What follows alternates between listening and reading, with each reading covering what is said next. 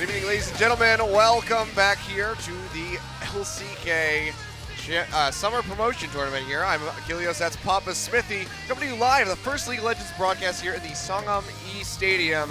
New stadium hype, Papa. Exactly, it's an awesome stadium. Had the chance to cast some Hearthstone and other games in here, but first day for Champions, only the promotion, and we will have, of course, Champions Summer live from here as well. Yeah, we'll be coming at you at the end of May, beginning of June, something in that time span. Dates to be determined. Yeah, we have to nail that down quickly. MSI, of course, is going to be the next major event coming up in just the next couple of weeks, but we have to talk about today's matches and then, of course, tomorrow's matches as well as we get ready to decide what the final two teams are going to be moving into the LCK for the summer split. Today, however, it's going to be Spenusonic Boom versus Ever. And I was wondering, how did this match come to be? I assumed that the winner of Challenger would choose which of the LCK teams they play, but in fact it's the other way around. So Spenu, as the 9th place finisher, got to choose between Ever and MVP. And of course Ever, to fans that haven't been following closely, is most remembered for their great performance on the international stage, winning IEM Cologne, Kesper Cup in Korea beforehand, obviously performing very well in there. Not performing so well over at the IEM World Championship, but still, this is a challenger team that made waves internationally. That's already a unique thing. They've definitely been on the downswing. IEM probably heralded the most of that, but recently went forward, beat the MVP organization to make it through to the top spot in the Challenger League. Yeah, you can see here, overview, however, our advanced teams are 8 teams, the ones that are safe from potential relegation. Does that make the other 4 teams the beginner teams? It does, in fact, make them the beginner teams. So our beginner teams are, of course, Spenusonic Boom and Ever, who we will be seeing today, and then Kongdu Monster and MVP, the matchup that we'll be seeing tomorrow. But it all starts here in a best-of-5 between these two teams, which will determine, one of our two that will be moving forward. Spenusonic Boom had been looking quite strong by the end of the spring split. Unfortunately, just not improving fast enough to get into a position to keep themselves in that section of advanced teams. But it's important that you point out that this team did develop towards the end. The crucial victories, first over Kongdu, that was expected, given the form of the relative teams in the second round robin. But beating Longzhu, when Longzhu still had playoffs as a remote possibility, was a massive surprise. A 2-0 sweep over Longzhu. Sarsen, Turbo Rise in the first game, that was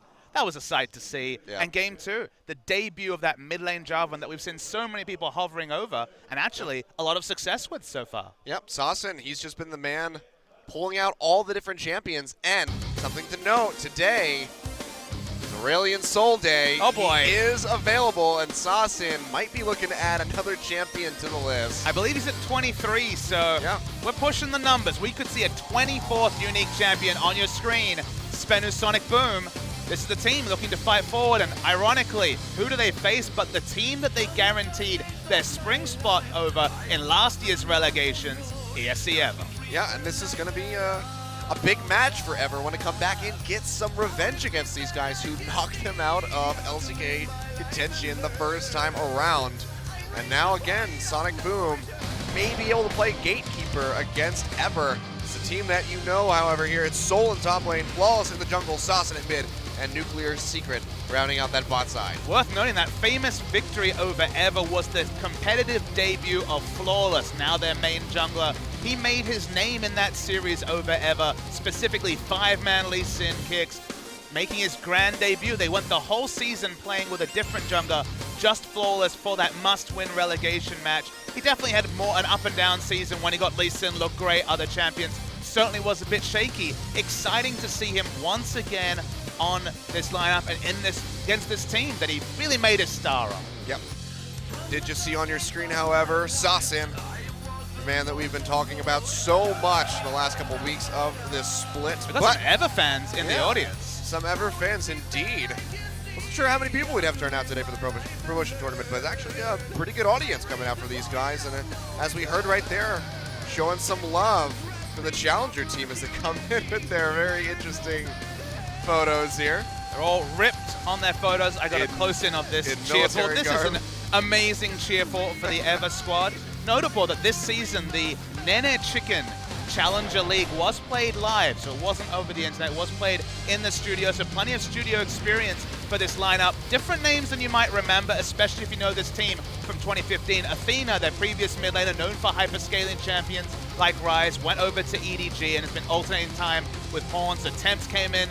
Again, initially was playing much the same style as Athena. The other new name is Bless. Previously, Aeris was their jungler, the guy who played on Incredible Miracle in previous years. Known for his late game shot calling, was the shot caller for the team. They subbed him out for a jungler with much more early game presence. Honestly, a lot like the Bengi to blank swap that SK Telecom did. This guy, good on Nidalee, good on the meta champions, but ever have gone from the late game powerhouse team to really more early game focus, and just so they don't fall behind in the first 20 minutes. Yeah, and something, of course, that we have to talk about is the addition of Key coming back into this lineup, where we were seeing so much of Totoro through the playoffs. Key coming back out, where before he had a bit of a waning performance. It's an interesting decision by Ever to put him in starting in these essential finals for these guys.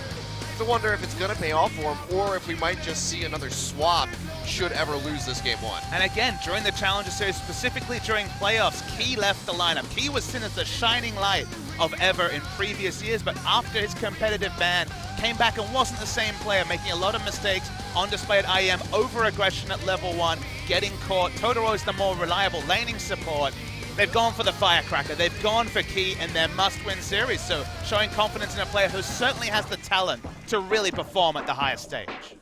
Well, this is going to be the highest stage indeed for these guys so far. We can see that right into the pick and bans. It's going to be Elise taken off the board by Spenu. Don't want that one in the hands of Blessed. Of course, you have to see the respect ban away from Flawless with that Lee Sin, but so far, 3 jungle bans off the bat, Papa. Yeah, the jungle pool really getting pinched. You have to think Nidalee is a champion that will get banned. It is banned as I mention it. I've been wondering what happens when the jungle pool really gets shredded. Notable, we're on 6.8 with Taric disabled yet after his Taric disabled today after his rework. There is the off chance that we see the Reignover special on some Olaf jungle, or potentially Olaf top, because Crazy is a legacy Olaf player that starred with that champion way back at the Casper Cup, where Ever got their name. Well, here we go. We're just playing chicken back and forth. Will this final ban be another takeaway from the jungle? Graves, the third final ban from Spenu. There's not much left on the board. Gragas could be pulled out, but Rek'Sai is another one that's still on the board. Let me tell you the jungle meta coming into playoffs.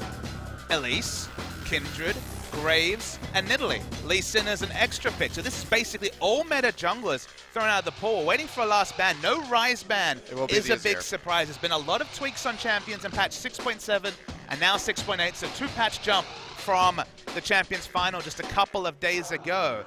We'll get into any of those specifics. Aurelion Sol enabled, Ryze available. You can see the immediate hover already. I don't think it's going to be a first pick. I don't know if the priority is that high, but be interested to see this champion that honestly has a lot of unique mechanics for League of Legends. Yeah. But it would be a very ballsy pick should they decide to go ahead and lock that one in. Of course, Azir has been just a favorable pick across the board. Sassen playing that one to a T, but it is Ryze first pick, and this is a flex here for Spenu Sonic Boom. We've seen Sassen play this. Sol, of course, could try his hand at it in the top side, but still a lot on the board. Sivir looking like it could be a first-round pickup here for Ever, and I have to say, wouldn't be surprised by it. We saw this banned out in the finals between SK Telecom and Rox. My tier list of champions was definitely Sivir at number 1, Ryze at number 2, Maokai at number 3 2 patches ago. None of those champions have seen any changes coming in to 6.8. All 3 of them make it through picks and bans, which honestly is super surprising to me. Maybe it says something about the top lane meta that we don't see Maokai taken in the first rotation. When I was going back and watching that Ever versus MVP Challenger final, there was a lot of these power picks making it through to picks and bans. Saw a lot of Nidalee, a lot of Maokai, a lot of champions getting through to those later stages. Sivir getting to 3rd rotation picks. So there is the chance that we see some shenanigans as with that jungle pool shredded, looks like Rek'Sai is instantly jumped up to early rotation status. Yeah, and that's not surprising because you have to wonder, what does this leave for Bless on the board? There's not much available at the moment with Rek'Sai taken away. Does Spenu decide to go for an 80 carry or maybe try to get one of those big meta picks like, you know, the Echo that's still on the board, the Maokai that's still out there for the top lane, and just put this Ryze into the mid side. Worth knowing that Echo also saw a lot of those base damage changes, all targeting the top lane Echo. Mid lane Echo certainly saw a relative buff, if anything, especially after some items and some scaling comes through.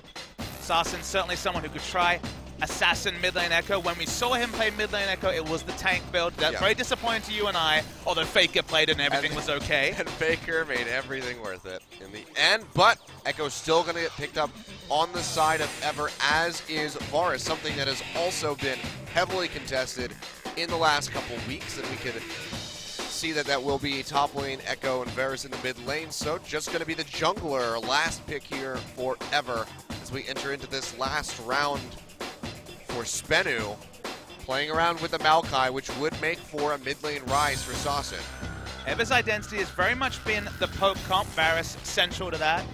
Varus is a champion that, of course, tomorrow's team, Kongdu Monster, has looked best with, has been on that Poke lane mid laner. With all the changes, Varus is in a good spot. If we do see Lulu locked in, interesting to see if it will be top or mid lane Lulu, because Varus has been considered a counter pick to the mid lane Lulu, given his extra range and the fact that he wave clears in a line safer than Lulu can do. Gragas jungle seems to be basically the last thing left. I'm surprised to see no Olaf, but nobody bringing it out, at least for game 1.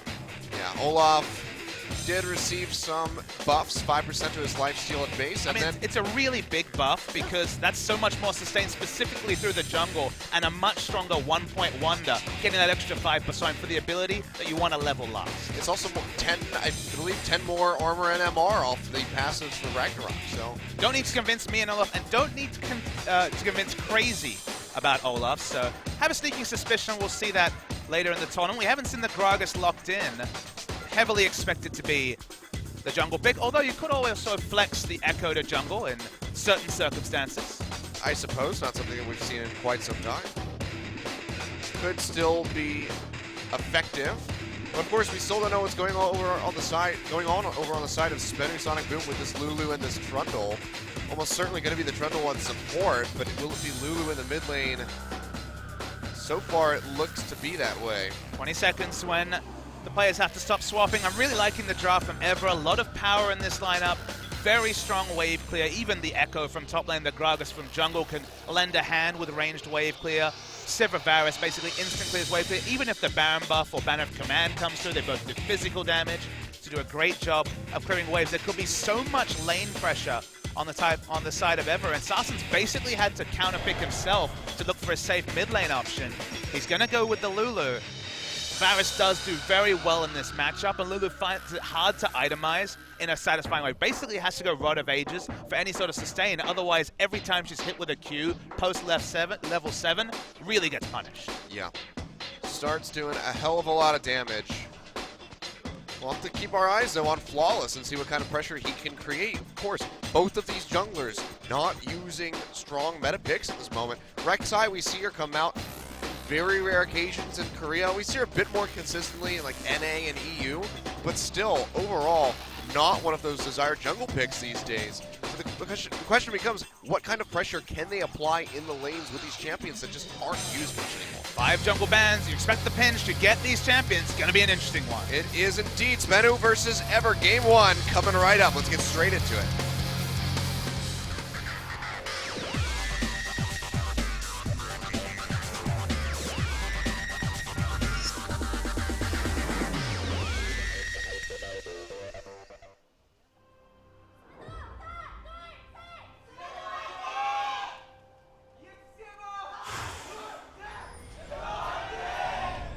Right, a lot of Ever fans now speaking up here against the Spenu fans on the other side of the arena.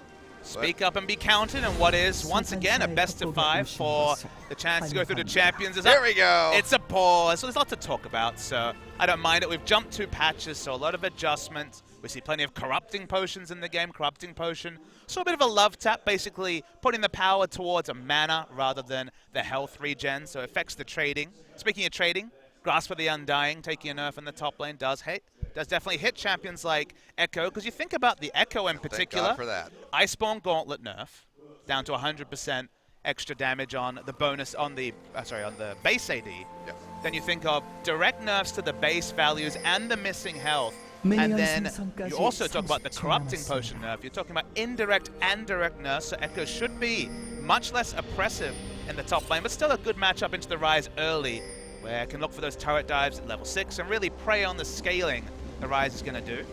Yeah. Catalyst of the Protector and Tear of the Goddess. Not going to be giving you a hell of a lot of damage there for the Rise until you get some more stacks on that. So he will be at the mercy of Crazy in that top side. We'll see what he's able to do, though. See both of these guys running that Fervor battle. So these 80 carries in the bot side. Like we're going to see a lane swap attempted by Ever, and we can see it is going to be successful as you're already tilted by the Korean Lulu laugh. Makes me shudder. Korean voices for a lot of these champions is oh so interesting at times. Really interesting to see Spenu push up so far with their bot lane after Ever walked over a ward through the lane swap, so they should have known this was happening. As wow, Force has to flash. Yeah, goes in for the headbutt, just flashes out. I think he actually would have got knocked over that wall had the headbutt come through, so he might have just been safe. There is a fine line between the mini stun against the wall leading to his death and actually making it safely over. It's better safe than sorry for sure. I just think from that angle, he actually might have been booted to safety. But just really questionable by Spenu because they saw Ever on a ward in the top lane, still late invaded for no gain, didn't even late invade except the Gromp for the early level 2, and now go back to lane with no gain whatsoever. So when it comes to the level 1 action, big advantage for Ever. Yeah, and this is just an interesting adaptation, of course, because Crazy immediately into this top side with Loken and Key, they're going to be able to push straight onto this tower. We can see now Soul starting to roam down to that bottom side, but they're going to be that much further behind Ever so far.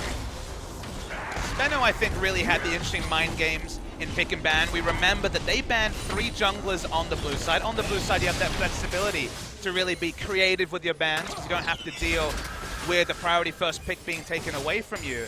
You think, okay, why? Why are they doing this? But remember, Bless is in the team because he plays the meta aggressive jungle picks. Why not ban them away? And basically we're in a scenario where if you're playing a control jungler, like the Rek'Sai that Flawless took away, like the Gragas, you'd probably rather have Eris in the team because Eris is their late game shot caller of Ever since the start, when they really impressed by being a challenger team that could really call the shots solidly in the late game. And it feels like a lot of the reason they brought Bless in, for example, his solid mechanics on Nidalee, is lost when the jungle champion pool is pinched so hard. See though, tower gonna go down. It's a bit behind that Evers. Finally knock it down. Gold, of course, going to be remaining pretty even as Flawless goes for a little bit of invasive play. Bless is just going to go ahead and mirror that as he takes out these wolves himself. And this should just be a rotation back to standard lanes, or well, standard trading so far.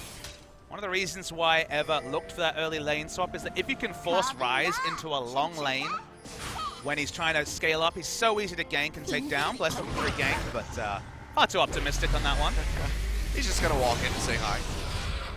But that scenario where Echo is in a long lane has so much chase potential. We know that. We've seen it plenty across all the scenes. Rise wants to be safe. That's why he gets turret dive so aggressively. Low base health, has to scale up, isn't threatening early. If, again, turrets go down, you need to rotate that Rise around frozen lanes, around short lanes, because otherwise he will find it very difficult to get his core items. And the moment you lock in Lulu mid, you're really looking at, once again, a pseudo-turbo Rise comp from Spenu. Yeah. Double call coming out for these 80 carries so far. Nothing too surprising as we have seen the swaps, up to the top side for Spenu, down to the bot side for Ever.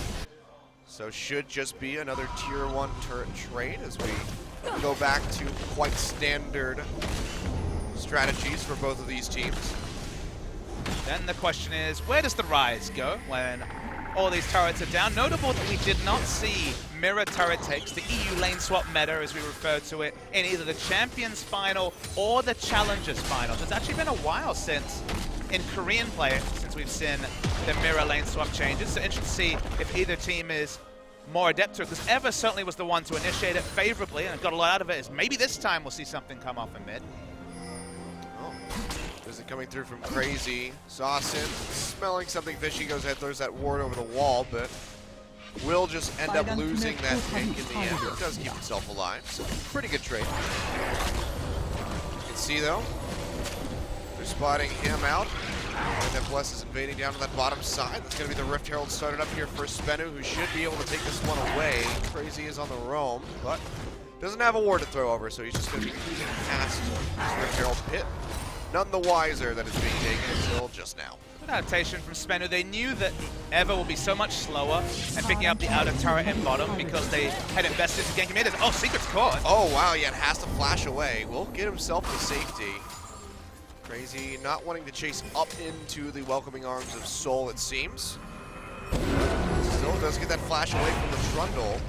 You can see now, though, the Dragon being started up here by Key and Bless, but ward over the wall by Flawless. That's going to be enough to deter them, so they go and back off. So nicely played by Spenu.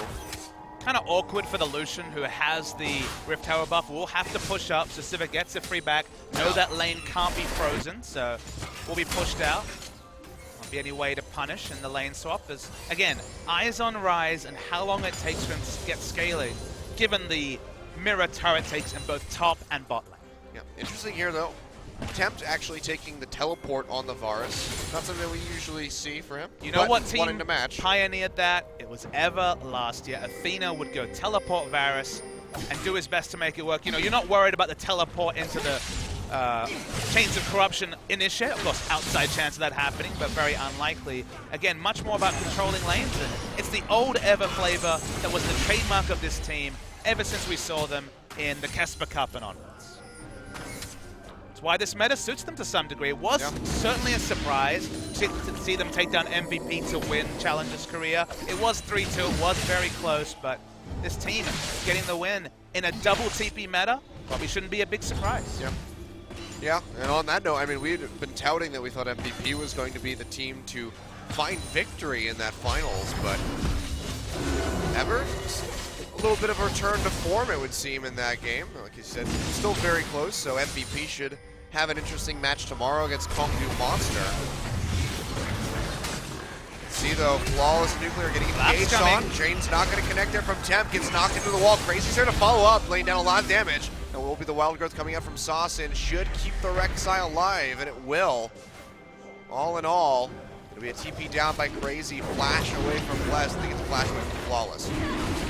Ever does get control over the Dragon. This would match the Rift Herald mutual objective that Spenu were able to pick up a lot earlier.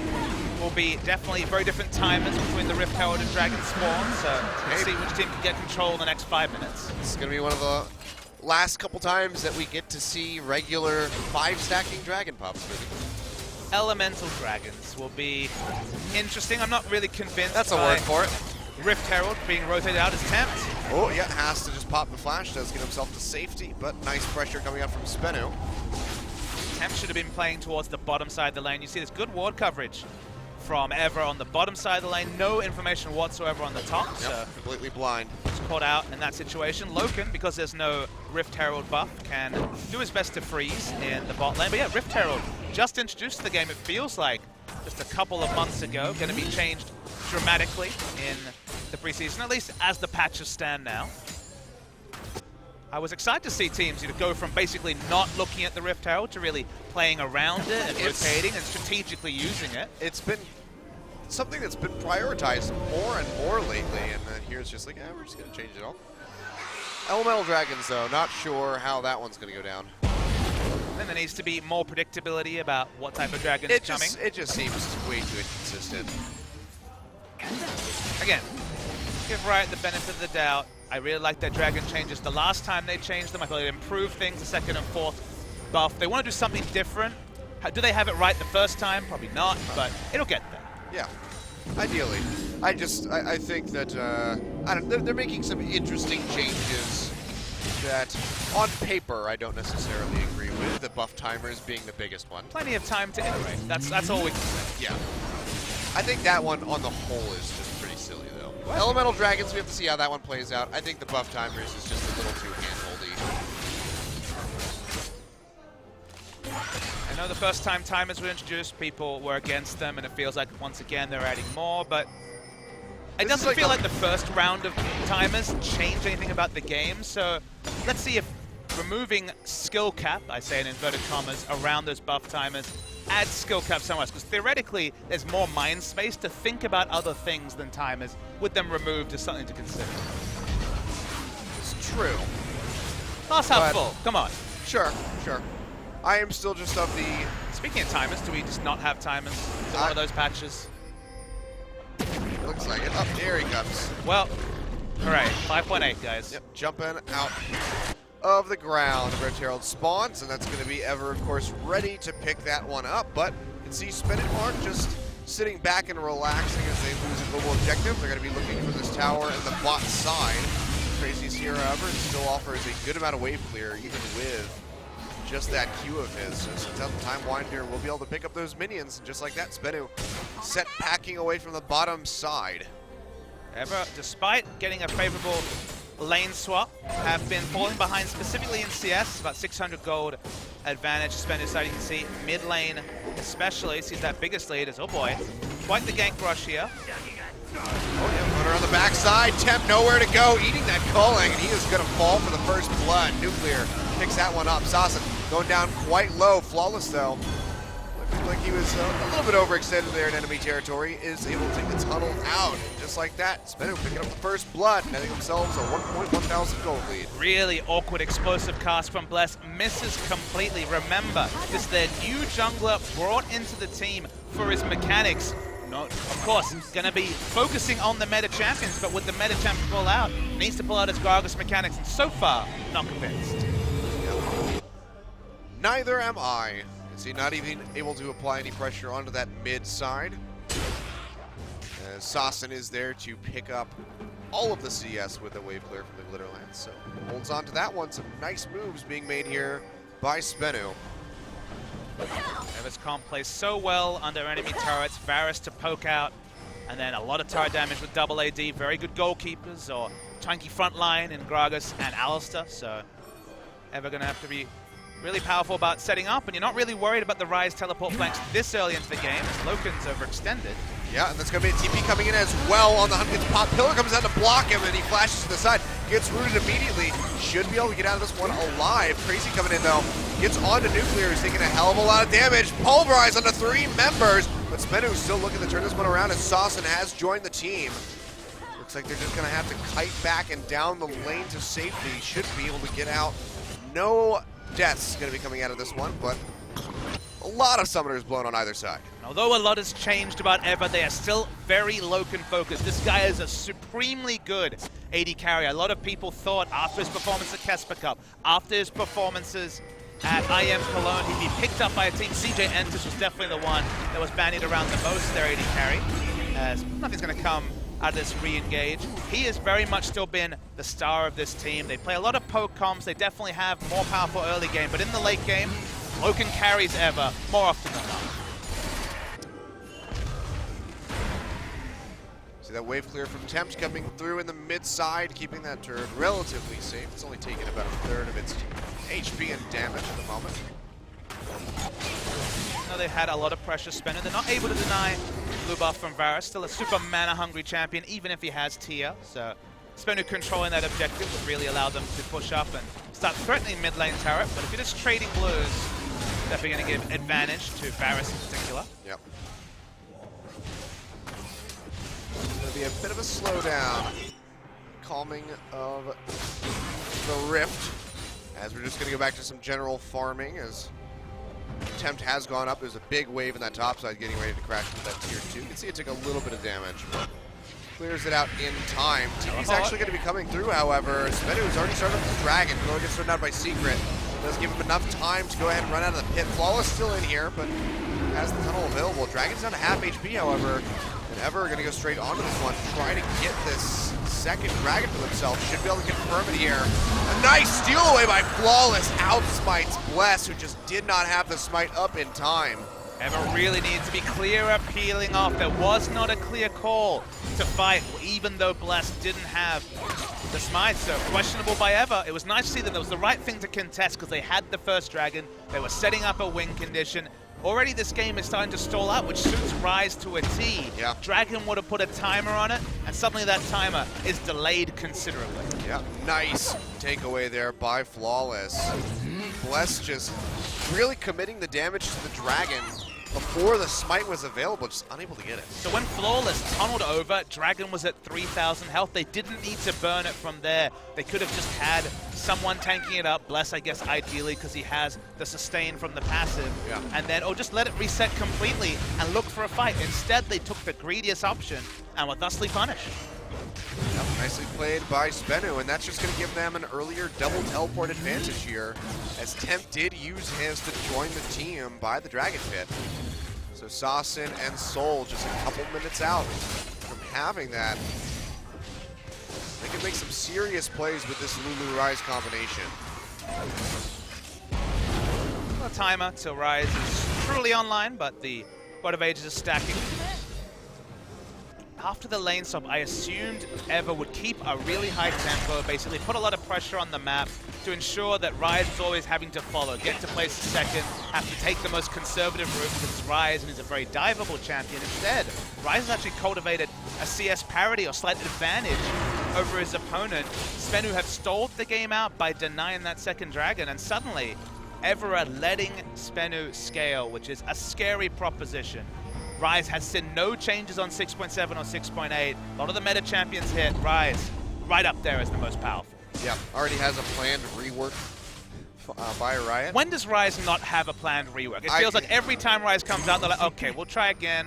7th time's the charm. I think they just keep adding planned reworks for Ryze to delay actually reworking York.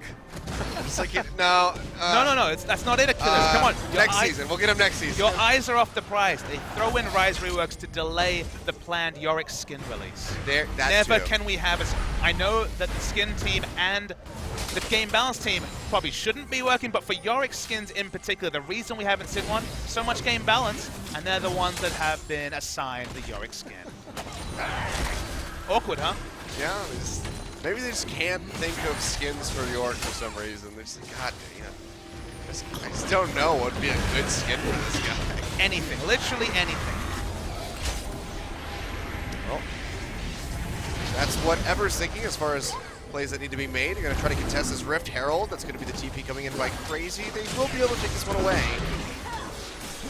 Like teleports are being used off spawn to some degree by Ever, but Spenu with double teleport doesn't seem to have a really great idea in what to do with it. If it gets Ryze more farm, then I guess that's kind of fine, but Rift Herald not a mighty prize to pay, but rotating Sivir now with the Essence Reaver around the lanes. This would be a good time to really pile on the wave and start to take some of his outer turrets, put some sort of clock, some sort of pressure onto Spenu, because Free Farm Ryze coming closer and closer to being a reality.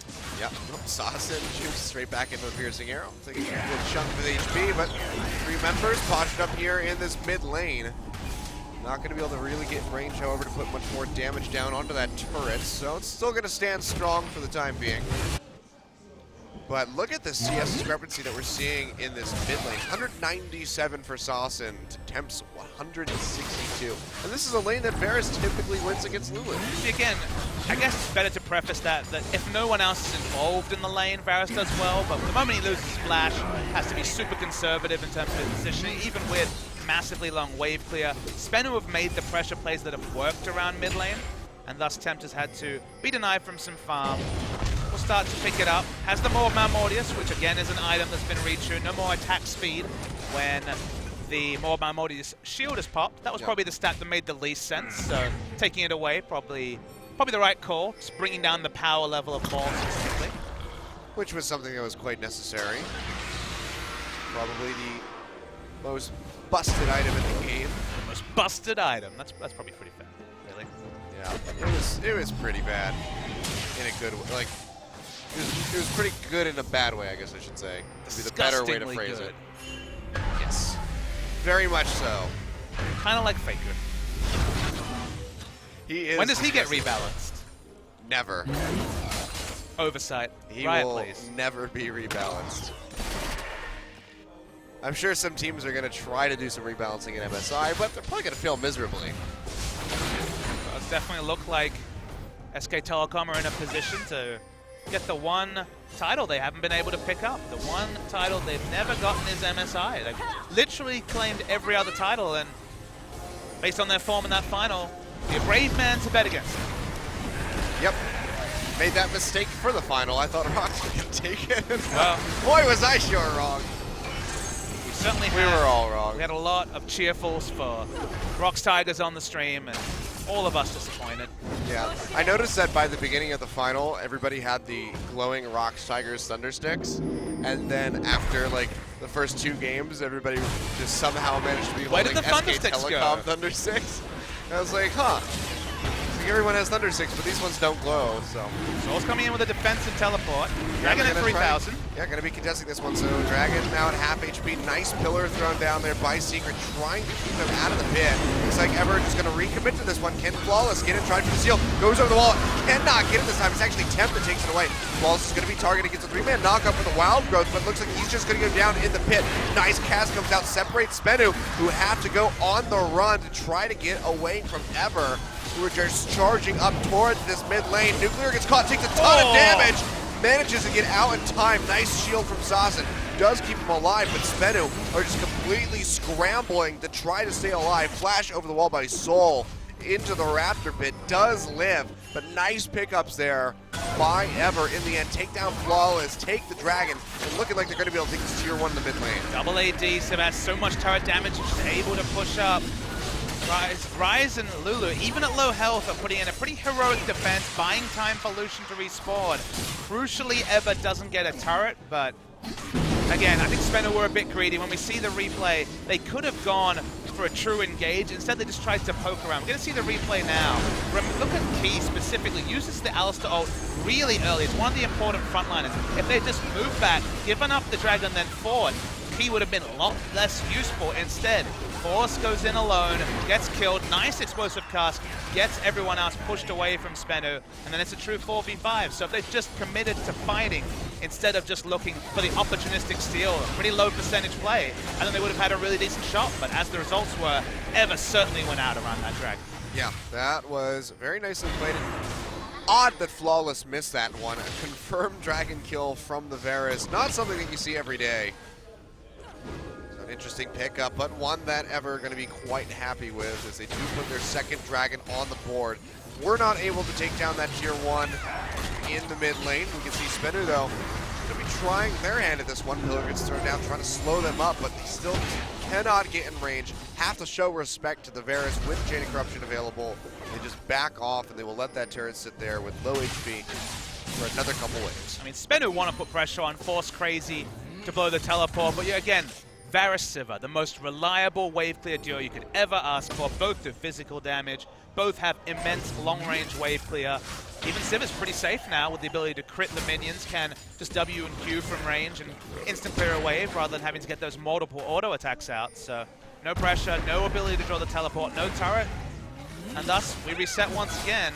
Soul's piling on the items, worth noting though. Has the completed transfer into the Seraph's Embrace.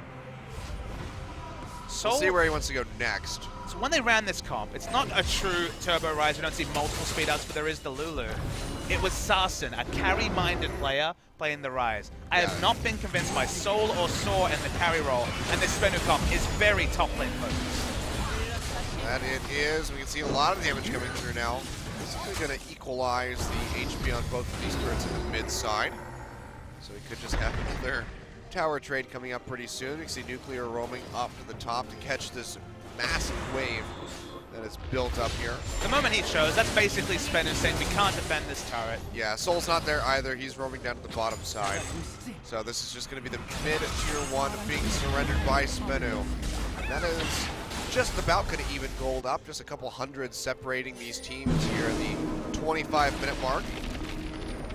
Soul getting a little bit scared by the Gragas on his roam down, has to pop an ultimate to get that added little bit of mobility to get away. Looks like we're in for a really long one. Only 2 kills in 25 minutes is certainly a non-bloody game, and even the objectives haven't really seen any decisive victors. We've seen a couple of Rift Heralds down, we've seen a couple of Dragons, so 1 Dragon advantage forever, but apart from that, we're basically all squads. Basically a wash for the first 25 minutes of the game. Yep.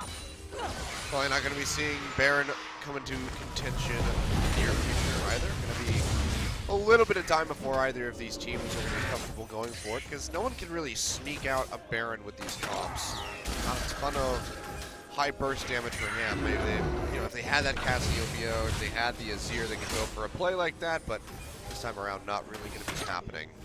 One thing I want to track is where does Soul go with his third item? Because Sarsen was one of the Rise players that went Rod of Ages, Seraph's Embrace into Guardian Angel, and then basically you're the ultimate frontline. No one can kill you. Lulu can use everything on you. You run in with your Nikes, get in the back line, Lulu ultimate, kill everybody, and it was super effective. Will we see Void Staff as a third item going for a more damage build, or will we see the Rise frontline basically to be a knockout type? Because they do have Rek'Sai to be plenty of synergy with the Unburrow into the Wild Growth. It is also a double AD team, so you could see something of Chain Vest, into the Frozen Heart perhaps come out for the Rise. Cooldown reduction still not the best stat on Rise, so gets a lot of cooldown reduction from his passive on the ult. So Frozen Heart a little bit less desirable, but I understand what you're saying. Armor is certainly going to be viable, whether it's the Chain Vest into the Guardian Angel or another purchase. I'm just thinking of classic Rise where you would always build that Frozen Heart on him because it's just like, oh, armor plus mana, that's amazing. Sarsen, though, not so amazing for him as he gets taken down. Chain of Corruption comes down to the Secret, who's just getting melted. And suddenly, Ever is starting to come online in this game. Took them 25 minutes to boot up, but here they are. They're showing their presence in a very strong way, just working very quickly through two members of Spenu. Spenu were lulled into a false sense of security. They didn't respect flash initiations from the likes of Bless and Temp, but they went super aggressive, got 2 picks, Rise's teleport, that 3.5 second channel time felt like an eternity. Nothing Lulu could do, dies with the Wild Growth available. Second turret, and just as Dragon spawned, what great decisive play from Ever. Yeah. Pulling the trigger and committing, and it pays off for them in throws. We can see now straight over onto this Dragon, as you said, would be the third one picked up. Flawless waiting in the wings, but it would certainly be a suicide attempt going into this pit for the steal, so does not do so. TP coming in, however, above them. Sarsen just waiting in the brush. Crazy saw the channel, so he knew Sarsen was there. He walks straight into that Time Winder, so he can't even get over onto Crazy, but this should open up for this tower push. So Spenu going to try to get something off the backside of that Dragon loss. Bird will go down. I don't think that Ever going to push forward and try to re-engage here. Chain Vest in the items for Soul, so certainly taking his inspiration from his teammate Sarsen. I guess maybe it's a waiting game till we see specifically the Guardian Angel, but it could be a more tanky Rise. Maybe all about frontline Rise. Interesting to track that as we're going to see a replay. This time Bless doesn't hit the flash body slam. Really nice Gragas mechanics on the cast though. Aggression from Tempt as well. Both use their flash in this fight to get kills aggressively. Varus almost always wants to hold on to the flash, disengage, but Ever got the picks, got the crucial inner mid lane turret, now have a lot of control over the map. Yep. There will be a Chain Vest coming after Soul, so just trying to layer on the tanky stats. Not going to be seeing a Void Staff anytime soon, it would seem. Meanwhile, though, Tempt still down in CS, but has those 3 assists in his pocket. Should be completing the Manamune quite soon here, as he already has the Youmuu's Ghostblade on top of that ball of Malmortius, so just really picking up more and more damage as time goes on. Haven't seen any armor from Lulu, not even Asika's arm guard yet, so she will get immensely chunked out by these Varus Qs. Spenu looking for a pick, but no such luck so far. He does have a needlessly large rod, so he could be going for the Zhonya's off of that item. He had it early, then brought Sheen into the rest of, you'd have to imagine, the Lich Bane, so dual masters being paid between those 2 items. Interesting to see what he prioritizes first. It's a really early Luden's Echo too. Usually we see the Lich Bane come out before that kind of item, but just wanted that big burst of damage. Luden's Echo is very good for clearing waves in the 5v5 sense. We've seen a lot of ARAM-esque plays around the mid lane, so Luden's Echo shines there. The Lich Bane's much more for split pushing plays with teleport, but never been in position to do that so far as Sarsen, so just going for the reliable wave. Yep. Flawless not able to take away that blue buff, will be stolen by Bless. So Ever just starting to take complete control of this map. 2 tier 2s standing here on the side of Spenu. Turret advantage, just a +1 there for Ever so far. But still, 30.5 minutes in, just 4 kills. on the board thus far. Finally, it feels like EVER have a big advantage in map control, specifically with that mid lane turret. Ryze is being very reactionary and was super punished for having to teleport in. EVER's just going to roll as a 5-man unit, probably a 4-man unit and crazy split pushing, but they understand what they're doing. They have Sivir for that pick, and every time that Bless has his flash up specifically, they're going to fish for a pick. Yep. Triple item coming out for both of these AD carries. They're opting for static shifts. Interesting to see on the Lucian. That's harkening back to a very old Lucian build. It's not one that we see all the time coming out for him. And there is a bit of flexibility. If you feel like you need the Phantom Dancer, then you can pick it up. Shiv is the reliable wave clear, and it's been a game of wave clear. That's one of the reasons we've seen so few kills. It's been 4 5-man groups around turrets, clearing waves. Usually see that rapid fire hit. That's in trouble. Tempo getting caught, gets popped up in the air, and he's getting melted out. Gets taken down by Nuclear and finishes him off with the piercing light. Dashes forward away from the Time Winder. Takes a lot of damage from that one, however. So they do get the pick, but still several members on the side of Spenu hurt. Spenu have a lot of Baron damage. They are not going for that objective. We do see teams try aggressive Baron takes. Still 40 seconds on Temp. The Spenu are going to prioritize mid lane turret damage, specifically against the Sivir. Yeah, you see, just consistently throwing the Whimsy onto Soul, trying to get him in position to root somebody down, not able to find it quite just yet. Crazy already uses the parallel convergence.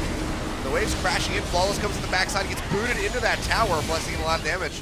Flawless decides to unfurrow, pops up Loken, but gets popped up himself by that Pulverize. Can he make it out to safety? Not gonna happen.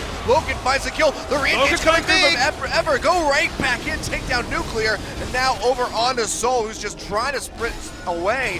One more hit could finish him off. Loken gets slowed up by that Q from the Lulu, but the TP comes through. Temp showing up. They take down Soul. It's gonna be a 3 for 2 in the end here. Ever turning that one around. Spenu just pushing way too far forward. Now Sauce nowhere to go, trying to get to the base. Can he get the execute?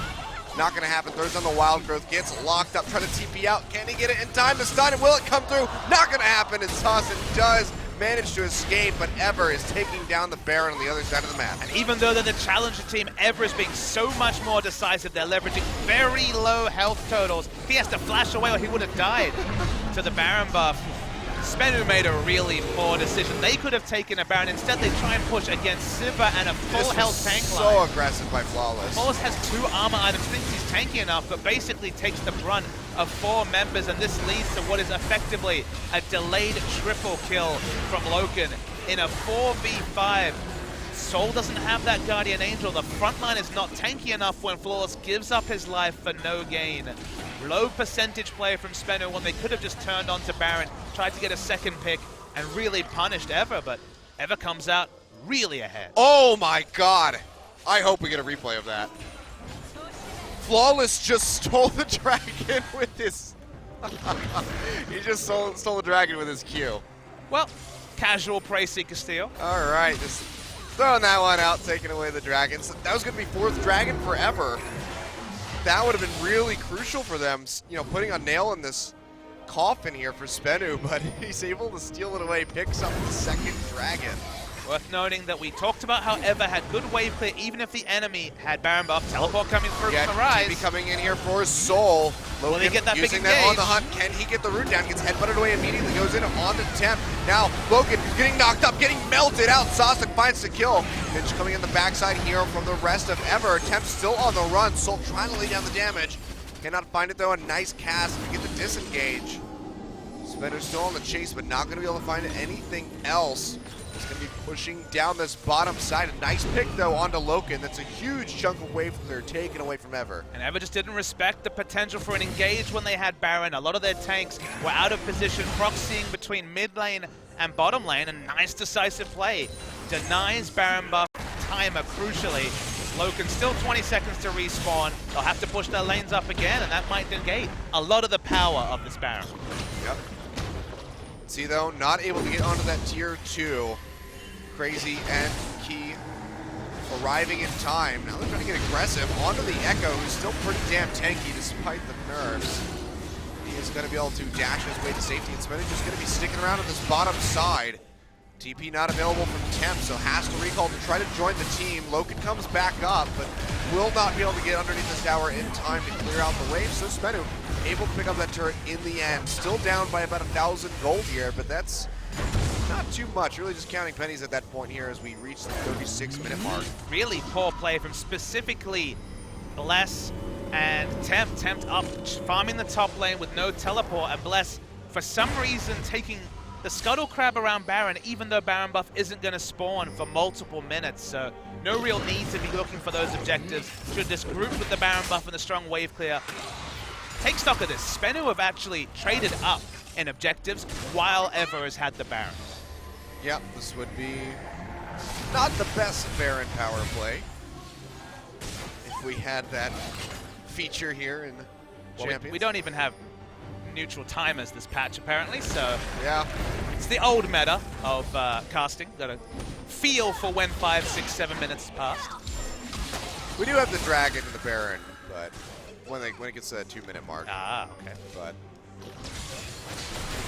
wasn't there on first spawn, but we'll see the next one. Still keeping it pretty close though between these two teams. Any man's game so far. Just that Dragon advantage really going to be it forever at this point. The movement speed, not going to be the biggest, most impactful thing. Secret walking forward, trying to get onto Crazy. Just going to dash away from that pillar. You can see Spenu starting to feel a little bit more confident after getting that pick on the Loken, hitting that tier 2 tower. Maybe looking for a play, but we've seen a lot of back and forth, a lot of turnarounds when one team goes for the engage. Despite having double teleport, Loken has been the one that's been anointed the person to enter the empty waves. Of course, pushes the minions very fast, but a degree of risk. The moment that Loken is seen away from the other 4, it's definitely a great engage timer for Spenu. And we're trying to rotate around Loken's wave this time, though. Yep, get onto this tier 2. It's just Secret Nuclear who throws out the calling, trying to clear the wave. He body blocks a little bit of it, but will not be able to keep it alive. He getting really just stuck into that side of the wall. Has to use the Alistar ultimate to get himself to safety. This could set up for a re-engage here from Spenu as they try to close the gap. Secret taking a lot of damage, though, from the piercing arrow, from the Time Winder. That should keep Spenu at bay for the time being. One particular item timing to make note of is the Void Staff completion for Soul. Not always needed as the 3rd item. We saw Guardian Angel come through this game, but important to note that both Crazy and Bless rushed Spirit Visage as their first tank item. So Soul, the one time he was effective in a fight is when he got the teleport flank onto Loken with no magic resist. Void Staff will negate a lot of those tank stats from Crazy and Bless and will allow him to be that persistent threat to everyone on the enemy side. And just a fun synergy between Ryze and Lulu with the Desperate Power cooldown changes. I believe it was 3 patches ago now. There's almost no downtime in movement speed. You pop that Desperate Power, the Lulu Whimsy is up again while you're waiting. It's about an 8 to 6 second cooldown for Desperate Power again, so you really have to respect specifically the flash timer, but also the fact that Ryze is basically moving at 450 plus move speed at every point. Yep. You can see Guardian Angel is completed here for Soul. Now looks like the Void Staff will be the next item as the Amp Tome and the Blasting Wand get picked up by him. About 1,000 gold away if I was to guess, just picked up the Blasting Wand. Yep, so won't be too much longer and he'll have that one. It'll be a major spike in his AoE damage. See though, it's going to be the 6th Dragon of the game spawning now in 25 seconds. Will be 4th forever, 3rd for Spenu. Watch for the positioning of Bless and Crazy. Crazy as the Echo will definitely be diving, but Bless and Key really need to be peeling for Tempt and Loken. It's truly a 2 damage, a true threat comp from Ever, and we have seen team fights where the frontline has been out of position to really allow Sivir and Varus to do damage. Yep. Wave gets cleared out on the bottom side. Dragon gonna get started up here by Ever. You have a ton of damage they can lay onto this thing. Already down to half HP as Spinu's trying to find their in. Flawless comes in from the other side of the wall, blasting, getting a lot of damage. Flawless goes with the flash, knocks him up in the air, and he's gonna go down to the backside. Secret finishes him off, and now Key in this front side gets a double pulverized, but that's gonna be the disengage here from Ever. It should be the 3rd Dragon for Spenu, or do they want to just keep engaging? Flashes away, flash coming in from Ever, so they get slowed up by the spooky ghosts. But Spenu just gonna say, oh, you know what? We got those summoner spells. Let's go ahead and take away this dragon, deny them their 4th. And off the backside of that pick, that's going to be third Dragon coming in for Spenu, tying it up completely across the board aside from kills. And look, Bless has had a couple of nice disengaged casts, but he just overrates his tankiness. He dives into basically the focus fire of the whole team, ends up flashing, dies anyway to just the outside damage and ignite from Trundle and his ultimate, and from that point on, there's no way to fight, so Bless needs to be smart. Peeling for threats, not looking for an optimistic engage. The time for that is over. Yep. Ever looking for a Death Brush play, but cannot find it. Flawless spots him going in with Tremor Sense. They just have to back right off. Baron now has spawned. Second of the game. We'll see what team is going to be able to posture up and put pressure down on that objective first. This game is actually pretty reminiscent of the first game of the Challengers final between Ever and MVP. Ever had a greedier draft in that game, but the big factor was they got the advantage with a poke comp. Game went really long and they over-prioritized, over-engaged, specifically Bless, playing Nidalee at that time, pounced in for a kill, died instantly, and the enemy team ran rampant. Bless's decision-making in the late game and Ever in the late game have really struggled without Ares as their shot caller. Their early game, much more polished. They looked good in the early game here as well, but the late game, which used to be their playground, decision-making is not the same. Yeah. The mid game was really where Ever was excelling in this game. But now, one mistake is a 50, 60, 70-second death timer, and that's really not a mistake that you can choose to have specifically against this Ryze. Has the Void stuff, has the instant cast CC. Ryze is at full raid boss territory right now. That he is. Soul going to be trying to do his best Saucin impersonation. See though? Just sitting in base, looking for that big teleport TP coming play. in. He will be using it. It's going to be in the river, a bit below the rest of the team. Zipping his way in though. Will not be able to get it down on the Loki as he uses his spell shield, but he finds Crazy, who's taking so much damage, has to use the ultimate defensively, snaps himself away, and will regain a ton of HP. Secret has the flash away as well as Flawless, because they both are taking just so much damn damage. But Saucin's still going to find the first kill of the fight on the Loken, as Ever is just heading for the hills, trying to get back in the base. He goes in for the 3-man pulverized, but to no avail. It's really just a sacrifice so the rest of his team can make it back to safety. He will fall 2 for 0 so far for Spenu as they take down this tier 2 as well. Nuclear takes a bit of damage from that piercing arrow. Temp should be able to clear out these waves. Can Spenu get in onto this tower? Looks like they're going to be able to force their way in. Nuclear having a ton of damage, just taking down this turret, and that will be the inhibitor line breaking here at 43.5 minutes. And predictably, the difference between the two teams is Ryze. Super tanky, so much damage, instant cast CC. Crazy with the Spirit Visage, with the tank items, is no longer tanky, and they're looking to end the game. They are. It's 9 seconds on Key, 15 on Loken, though. This is really greedy of Spenu, and could be their undoing. One wrong engage here could be it. First tower falling now. Can they get onto the second one? All members getting ready to come up. Flawless gets caught. Wild Growth comes through just in time as he tunnels away. This could be a successful disengage from Spenu, but that's going to be a flash forward by Bless. Gets a body slam, slows him up with a cast. Flawless still on the run, just getting constant shields by Saucin. And it looks like Spenu will be able to make it out alive. No TPs coming in from Tempt or Crazy to try to cut them off. Even though Ever's pushing up, there's no neutral objectives to take either. It would have to be the Baron, but it would just be so damn risky.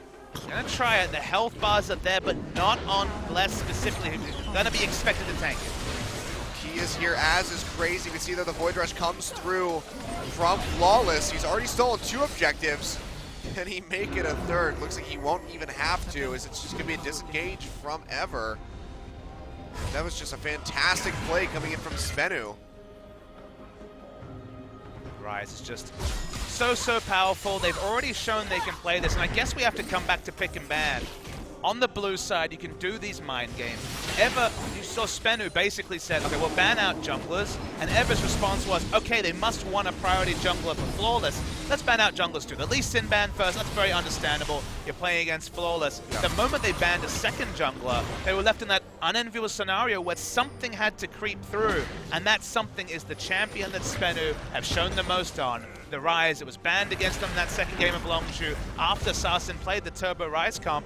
And no surprise, they cribbed together a poor man's Turbo Ryze, but it's still Ryze in the late game. 4-item Ryze has no equal in League of Legends. Yeah.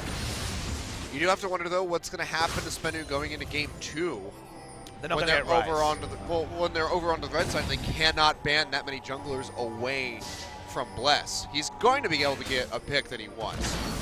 But Speno have succeeded in the blue side. They've gotten a priority pick, Absolutely. and they've made the most out of it. And Speno on the red side have always had last pick for Sarsen. Sarsen is the big benefactor of the red side, and Soul and getting the Ryze was the strategic thing for Speno on the blue side. So if they can close this out, still a big if. Someone gets caught, even that Ryze advantage is negated. But I really like what Speno's been able to do, even though the draft from Ever looks amazing. They have a very strong comp on paper. They just don't have an answer to this Ryze. Well, I think the answer going into the next game is ban it away or force Speno to ban it away themselves. See though, now Dragon getting ready to spawn would be fourth for either team, so not going to be the biggest priority, but could be the grounds for another fight. See Vision Control coming in here forever. Anxious coming up straight onto the base here for Spenu, but looks like they are going to go ahead and try to contest this. Interesting teleport coming in from Soul, who just moves to the other side of the river. Dragon down to half HP, however, will start to reset. Pillar thrown down to try to disrupt these guys. Looks like no one really wanting to commit to this objective as Dragon back and forth, in and out of the pit. Sticking around a little bit here as Ever are able to lay down a little bit more damage. Piercing arrows do a slight bit of work here on the Secret. Parallel Convergence, of course, not going to find anybody. And Dragon saying, like, come on, guys, make up your mind. Do you want me or do you not? Getting tired. Ever don't really have the initiate to really push forward. It has to be key with some sort of flash, headbutt, pulverized play. The comp isn't made for engage. Spenu wait out the minion line. It finally starts pushing forward. They're going to try and end the game. Remember, there's only a single Nexus turret. Yeah, it's one of the biggest standoffs I've ever seen at Dragon. We see the TP coming in here from Tempt, going onto that last remaining turret. Spenu go, okay, well, we'll just go right back over to the Dragon. Get a teleport out of it. Now Varus, very slow-moving champion, is nowhere to be found. It's great mind gaming here by Spenu. They're the ones with the inhibitor downed on the enemy side, so they get that extra chance. Really good standoff for them. They realize Key's not going to flash headbutt pulverize. The last time Crazy tried to dive the backline, almost died solo to the Ryze focus damage. So Ever's kind of out of options in team fights, and Spenu hold all the cards. Yep, that was pretty funny to watch. I haven't seen that long of a back and forth at a Dragon pit in quite some time. But great mind gaming coming in from Spenu. You just see the value of very early Flawless Steal to halt any stacking on the side of Ever. And now it's amazingly the team with Ryze, and Ryze who had to deal with the European lane swap coming through, hard to find farm in the early game. They made sacrifices and crucially didn't use their teleports, lost some pressure, but got Ryze that farm. Now we're getting to the point where that team has the Dragon advantage. So basically every card is in the pocket of Spenu. Yep. They've really taken hold of this game. Whereas just 10, 15 minutes ago was one of the most even ones that we've seen in recent history. For 49 minutes, it's certainly touching distance. No Dragon advantage, single Dragon over to Spenu. The gold lead for 49 minutes is certainly completely negligible, you have to say. Only the supports are really putting together items. So. Well, the inhibitors come back up as well, so it's a nice reprieve forever.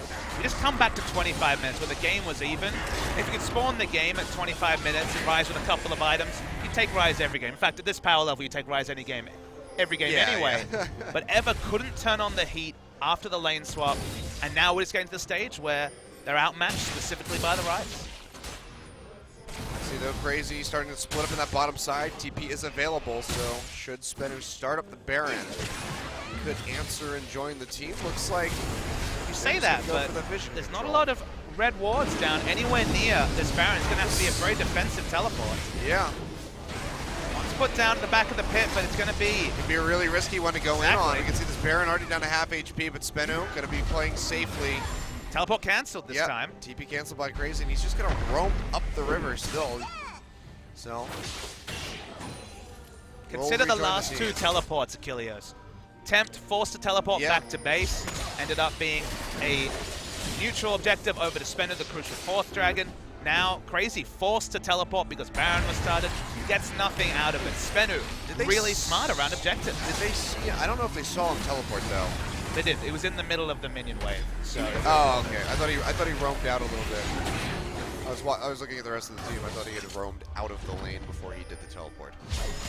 Believe it was caught, but of course, outside chance. You're right there, Kilios. So we'll see if I'll trust you. You're the color. I'm wrong sometimes, you know. We're all human here. That's a lot except of money on Sivir. Sivir's sitting on 3,100 gold. That is a good amount. But he doesn't really have anywhere to funnel it. That's fair. He's almost at 500 CS, so pretty on par for 51 minutes here into this game. Not sure if challenger matches count towards records, so if we do see a fourth dragon come out to Ever and more stalling. It's competitive League of Legends. Certainly is. Hardly as bloodthirsty as some may hope for, only 13 kills in 51 minutes. I think he just he did something different. He just bought and sold something. Maybe he just bought boots again. Could be. Flat movement speed, certainly. In the late game being caught out. Single pick decides the game, so swiftness with alacrity for most of the members. Yep. Static shift sold by Nuclear, went for the rapid fire cannon finally. Baiting around the Baron, but that's interesting. He went for the Berserker Greaves, I just realized, on Lucian, which is pretty interesting to see. We are seeing Flawless as the member that's been sent to split push. He has Void Rush. Conditional global in a Void Rush. I mean, he's got plenty of tunnels around that Baron in his own jungle that are fairly safe from being cleared out, so, you know, why not? Also one of the few champions that's not item capped, so always good to funnel resources on someone that gets value out of the gold. Guardian Angel on the Rek'Sai. Guardian Angel, Dead Man's Blade, Randu, and Thornmail. Double Guardian Angel on the front line and a Lulu. All right then, have fun killing that. What is MR? It's like, I don't need it. It's a Tank Echo and a Tank Gragas. And a Lulu. So perfect. We have a super tanky front line for Spenu. More passive wave clear. Loken still being the one who's anointed at picking up minion waves, only because of Sivir's ability to clear them, because doesn't need the gold. Probably sitting on a casual 5,000 gold at this point. Super tense, but it feels like Dragon 5 is going to be the only thing to really draw a true commitment out of Ever. Yeah. The Dragon 5 and Spenu are in that nice spot where they can say, you know what? If you want to go for the Dragon, we'll go for the Baron. If you want to go for Baron, we'll go for Dragon. Pretty damn happy with either trade. Ryze went back and bought Rylai's the last time, and even more Ooh, CC coming through from the Ryze. Oh, that AoE splash with the slow, that is dirty. Q also rocking the single target slow, so even if the chain routes, to some degree, I think in the past with the maximum spellcast at 5, still plenty of CC and now tankiness from the Ryze. You see though, Dragon has spawned Ever on the advantageous side of the pit, but Flawless has shown anything. Instead he's able to steal these dragons regardless of what side of the wall he's on. Teleport is drawn out. Yep, will be TV coming through. Soul not able to find anybody yet, but now the Dragon in hand here for Spenu. Can they get it? They do as Flawless smites it away. That's going to be the 5th Dragon coming through. This could be the fight that they need, but actually it looks like that Chain of Corruption is going to be putting a dent in the plan here for Spenu, just locking them up. Piercing Arrow comes through, does a good amount of damage to both Saucin and Nuclear as well, but still, 5th Dragon to pick up for Spenu. It could be 5th Dragon and Baron. Ever going to opt into a fight because it makes sense for Spenu. Just turn onto this Baron, force Ever to react. And Flawless is going to be sustaining as much as he can here. Getting back to full HP. You can see Saucin TPing up into the top side, controlling the waves, making sure they're not moving into the base. Now everybody bunched up around this Baron. Do they go for it? Do they try to force this fight? Do they just work the lanes? Looks like it will be the Baron getting started up. Flawless been the hero. Yeah, Bless over the wall. Baron already down to 50% HP. Nuclear just melting through this objective. Crazy coming in, parallel convergence gets thrown out, does not go in for the stun, however. Looks like Spenu gonna re-engage onto the Baron. Plenty of vision in the pit here. Bless gonna come through, can he get the seal away? It's gonna be tipped! Takes it away with the Morris! Spenu, can they find any sort of engage to try to correct this mistake? It doesn't look like it, and just like that, Ever are just gonna keep extending this game by picking up the Baron buff. And when you get this late in the game, so many abilities do close to 1,000 damage with all the AD put together that Smite becomes that bit less reliable. Really nice play from Ever. They get the Baron. Baron and 5th Dragon would probably have been their death knell with only a single Nexus turret remaining, but they've managed so far to stall out a lot of pressure. Remember, only a 3-minute timer on this 5th Dragon buff, and all their inhibitors have respawned. But speaking of inhibitors, looks like Spenu has their eyes set on this open one in mid lane. Haven't been able to take this down since the first time that they killed it. I believe that was at like the 40-something minute mark, 43 minutes, I don't quite remember. But Mao coming back in, gonna try to take this one down as they have this wave pushing forward. So big for Ever. They stole away this Baron. The thing about Spenu is they have a lot of power, but very few ways to get a catch. It has to all be about Soul. Whimsy, desperate power, and an initiation. Looking for it. Up, yep, goes forward, does get the root down onto Bless, but there's not going to be anybody there to really follow up. They just really want to get onto this inhibitor. They will be able to take this. Again, one Nexus Tower is standing. How long do they want to stick around here? They might just want to fight Ever straight up in their base. Bless taking a lot of damage. Nice cast, knocks Flawless, and he gets knocked down to half HP, popped up in the air. Gonna get locked down. Nice Wild Growth comes through to keep him alive. Soul going forward, trying to get some damage in onto Loken. Able to find a little bit. Saucin and Flawless both very low. They have to back out of here. TP's available for Tempted Crazy. Do they want to follow through with this one? Looks like they're just going to run back into the base. Normally, not going to go for any kind of flank plays. With Dragon buff, long ran out on the side of Spenu. Actually, just a couple of seconds left, so that will go out, and that means that their window of power goes away. And it's going to come back to Spenu, setting up correctly around 5th Dragon, or their second 5th Dragon, and finding a way to get that fight, because we can see in open ground, there's no more time for flank wards. You can't have a flank ward when they're protecting a single Nexus turret, so Ryze is not able to get into this backline, and they just can't force a fight, even though they have so much team fight power. See Ever posturing up into this mid lane, trying to get some damage down onto this tier 2. The siege paying off for them so far, getting this down to about half HP. They're coming in here though for the side of Spenu. Have to take out these cannon minions as they just slowly chip away at this thing. Only nuclear really does damage them, that's why they're struggling so much. Yeah, Key taking a lot of damage, holds onto the Alistar ultimate, however, so still safe for a re-engagement. Flawless coming around the sidelines. Can he find anybody? Gonna pop up Bless. Taking a little bit of damage, firing back onto the Rek'Sai as well. Guardian Angel still available, should he get taken down. Logro comes through. It's knocked into the wall. Flawless still going to be standing though with the GA. Ever just not able to finish off that turret in the mid side, becoming damn close. Single pick basically decides this game. One health bar, depleting to 0, Guardian Angels included. Will honestly be the end, just because there's so much turret damage, so much wave clear on both sides. We're still finally poised, and we're almost ready to tick over to 60 minutes. What a way to kick off this best-of-5 set with a 60-minute game. Our chairs are much more comfortable this season in the new studio. That's true, and we have pillows. It's so nice. We're spoiled, honestly. They pulled out all the stops. We have a general store. We have a CU in just upstairs. I love the new stadium. Oh, it's so nice. Have they done a tour video yet? I don't think it's official, not in English at least. So. Oh well, we should definitely do that. There's something to commission. Yeah, that'd be nice.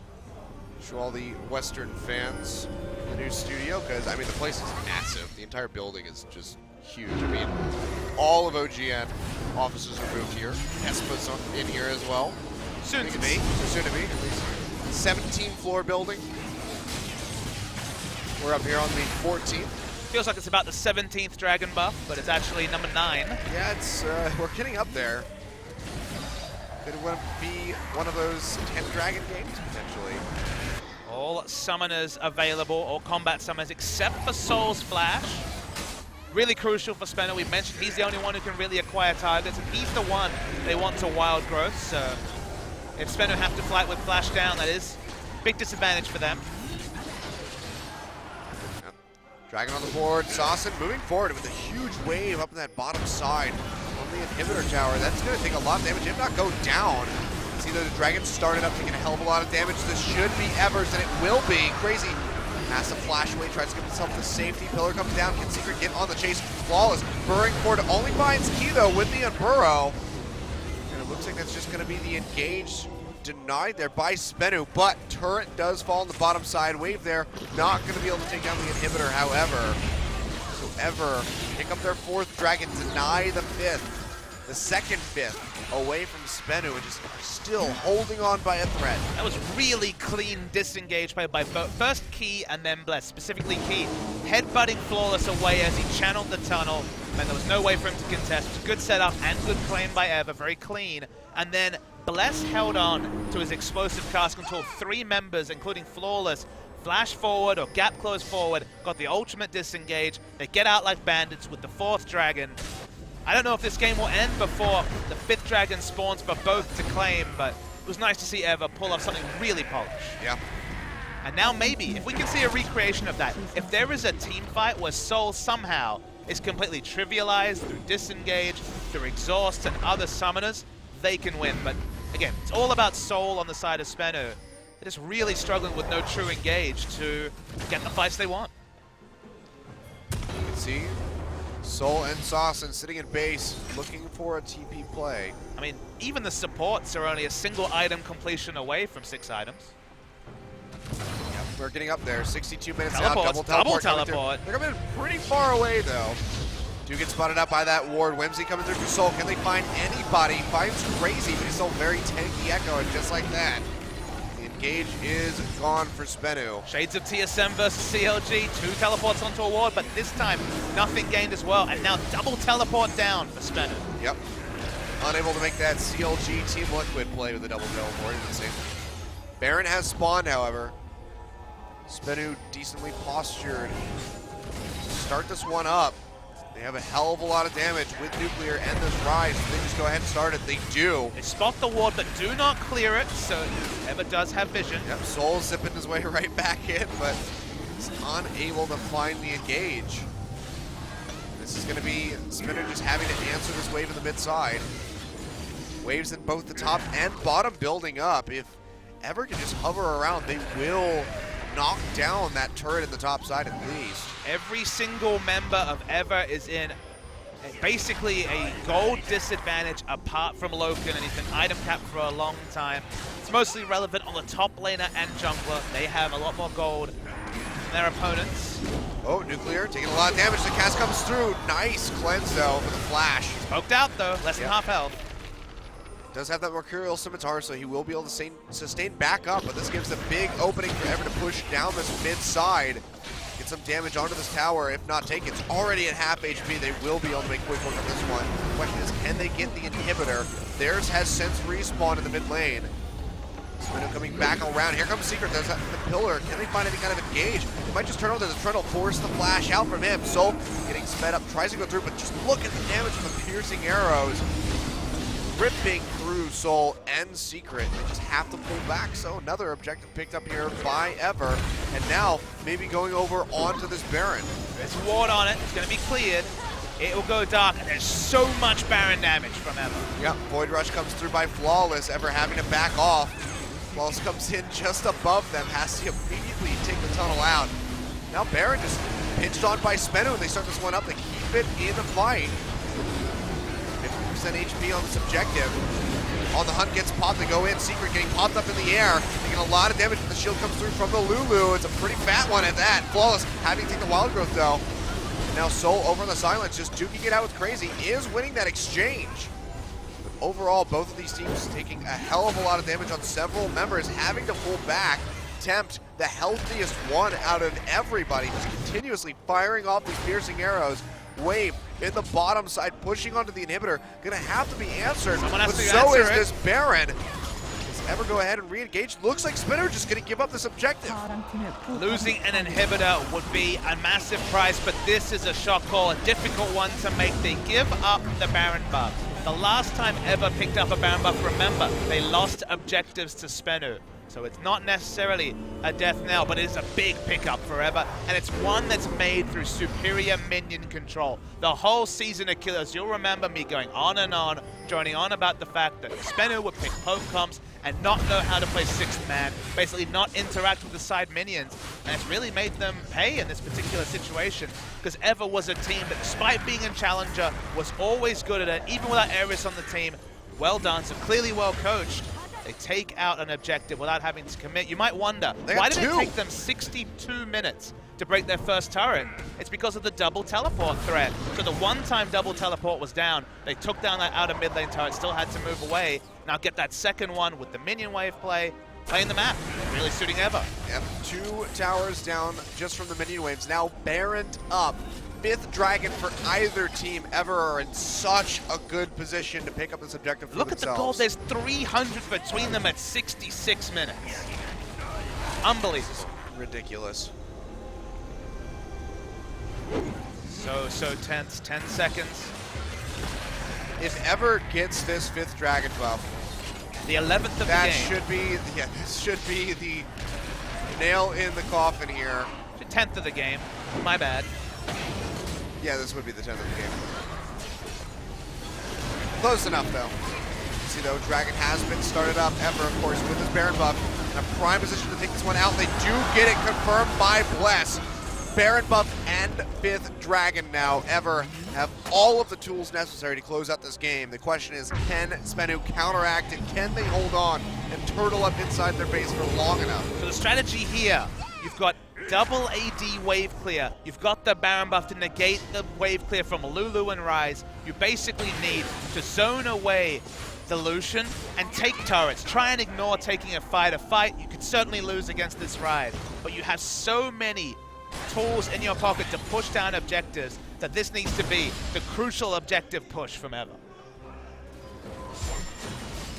can see just, again, going and dealing with these waves. Something that Ever, as you mentioned, has been extremely good at in this game. Just historically, this has been the team that, it's curious, you don't see challenger teams that are much superior against opposition you'd expect to outmatch them, specifically at playing the map. But this is something to some degree Anarchy could do when they started as a team, at least relative to some of those other mid-table champions teams. It's something that Ever made their international success around. See, though, the push on toward this inhibitor. Soul Right. coming around the sidelines, jukes out the piercing arrow, but still just cannot find an opening.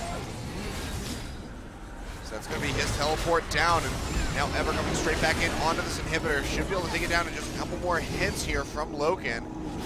Paying a lot of respect to Spenu. Do not want to overcommit, do not want to get cocky or complacent, and end up throwing the game because of it. Been waiting for that single pick. We have had no kills in over 20 minutes of this game. Such is the importance of life totals. Double Guardian Angel on both sides. All is still for some sort of flank. It is such a war of attrition to take any objective. Yep, well, one more hit here from Loken. Will be able to get it. That could just be Ever backing off now. Looks like it will be as they move toward this bottom wave. We'll be pushing toward another open inhibitor, so that could be 2 taken here. Game 1 of the series, Kilios. I know, we're in for one hell of a night, Bob Smithy.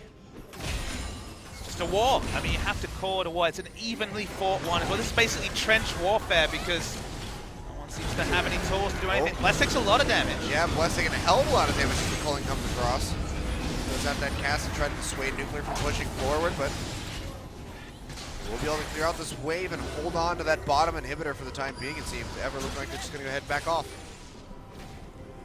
No one's taking any risk. They know the prize is to compete in the top league in Korea, and a second season in Challenger for this Ever lineup. Everyone looked back wistfully and thought, what if they beat Spenu and could be in Champions this season? Would Athena have stayed in the lineup? Would this team that won IEM Cologne have been able to take it to teams like SKT, the Rocks Tigers and other top names as they did in the Casper Cup? We never got that what if because Spenu, ironically, with this exact lineup, took them out in the promotion tournament at the tail end of 2015. Now Ever get their chance for redemption. It's a big story that Spenu with the first choice of opposition, chose the team that won Challenger over MVP. They clearly thought that MVP, despite losing the series against Ever, were the stronger team.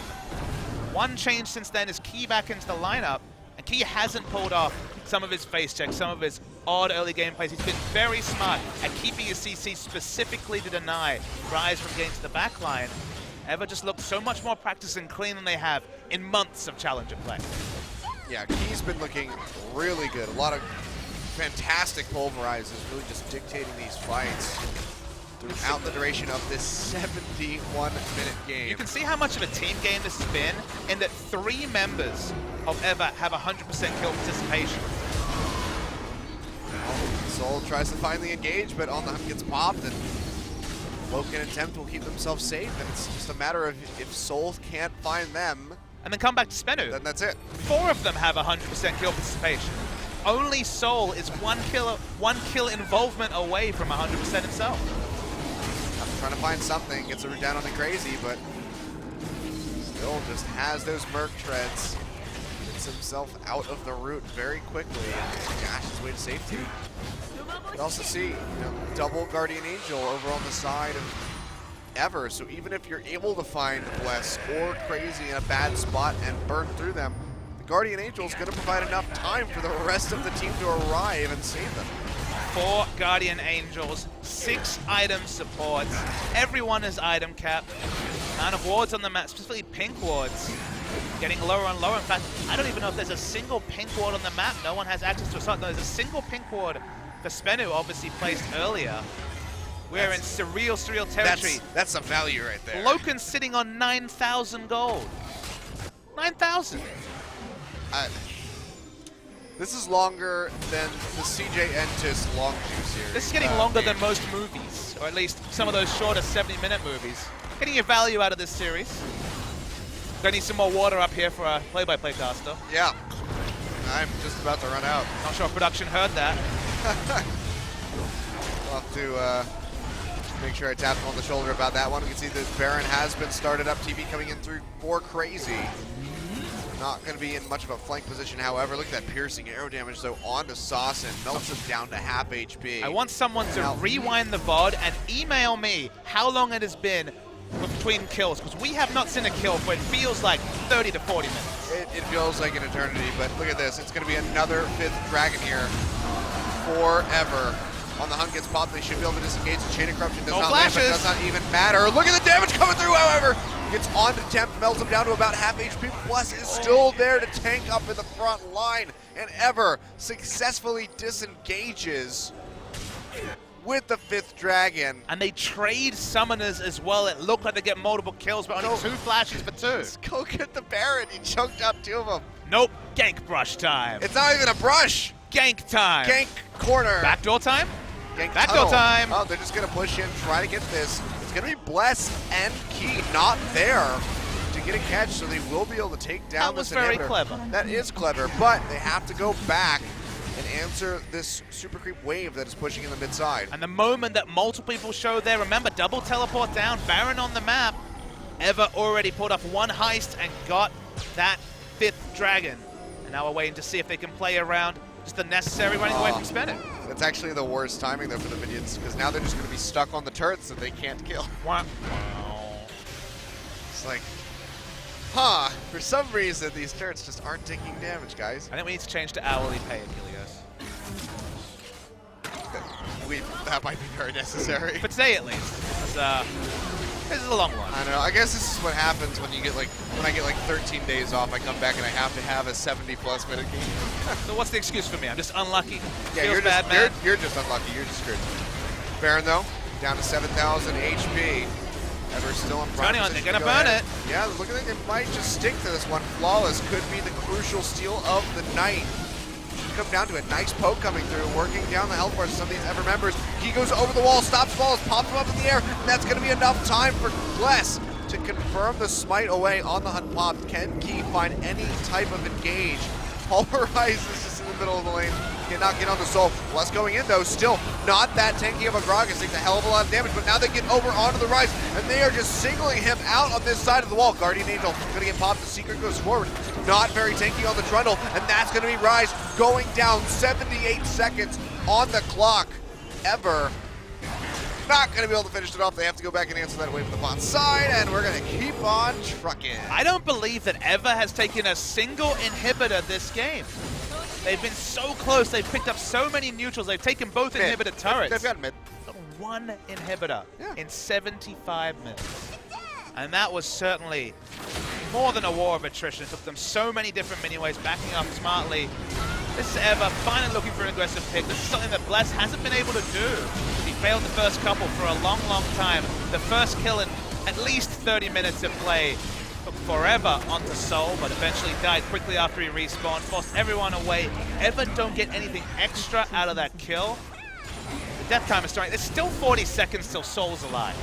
We saw him die, we saw play, we saw a replay, and there's still 40 seconds. And a recall, and a rejoining into this mid lane, and an inhibitor going down. So now they got two in 75 minutes. It was about 76 minutes. And this looks like this might be the final push here. It's do or die time for Spenu. Hit the turret! Nuclear just gonna fall.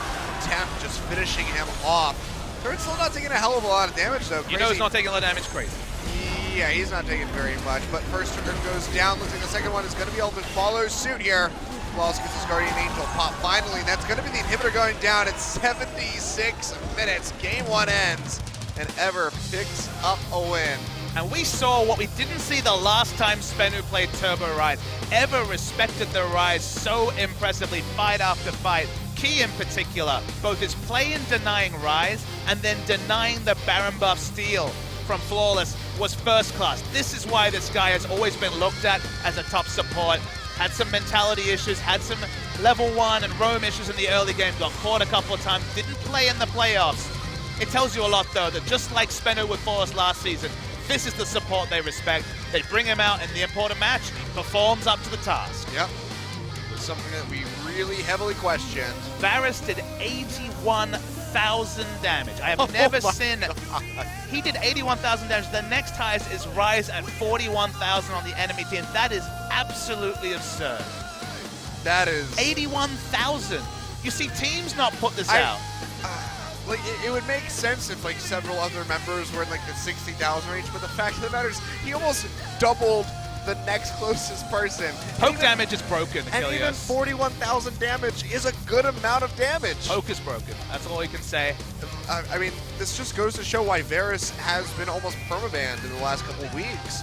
He finally comes through, and good lord, Temp just does work. All right, both us casters and the viewers need to steady ourselves. Only a single game in what is a best of 5. Ever went down 1-0 in the Challenger Series. Spenu go down 1-0 here.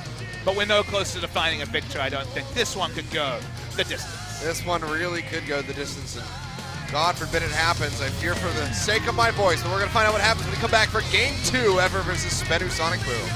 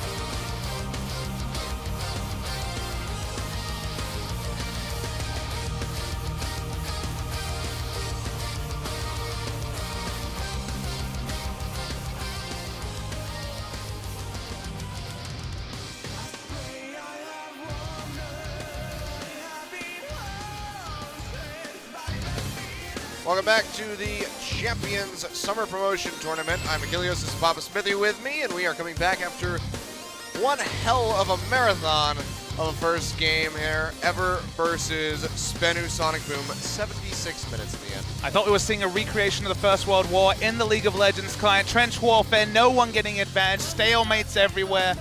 Finally broken.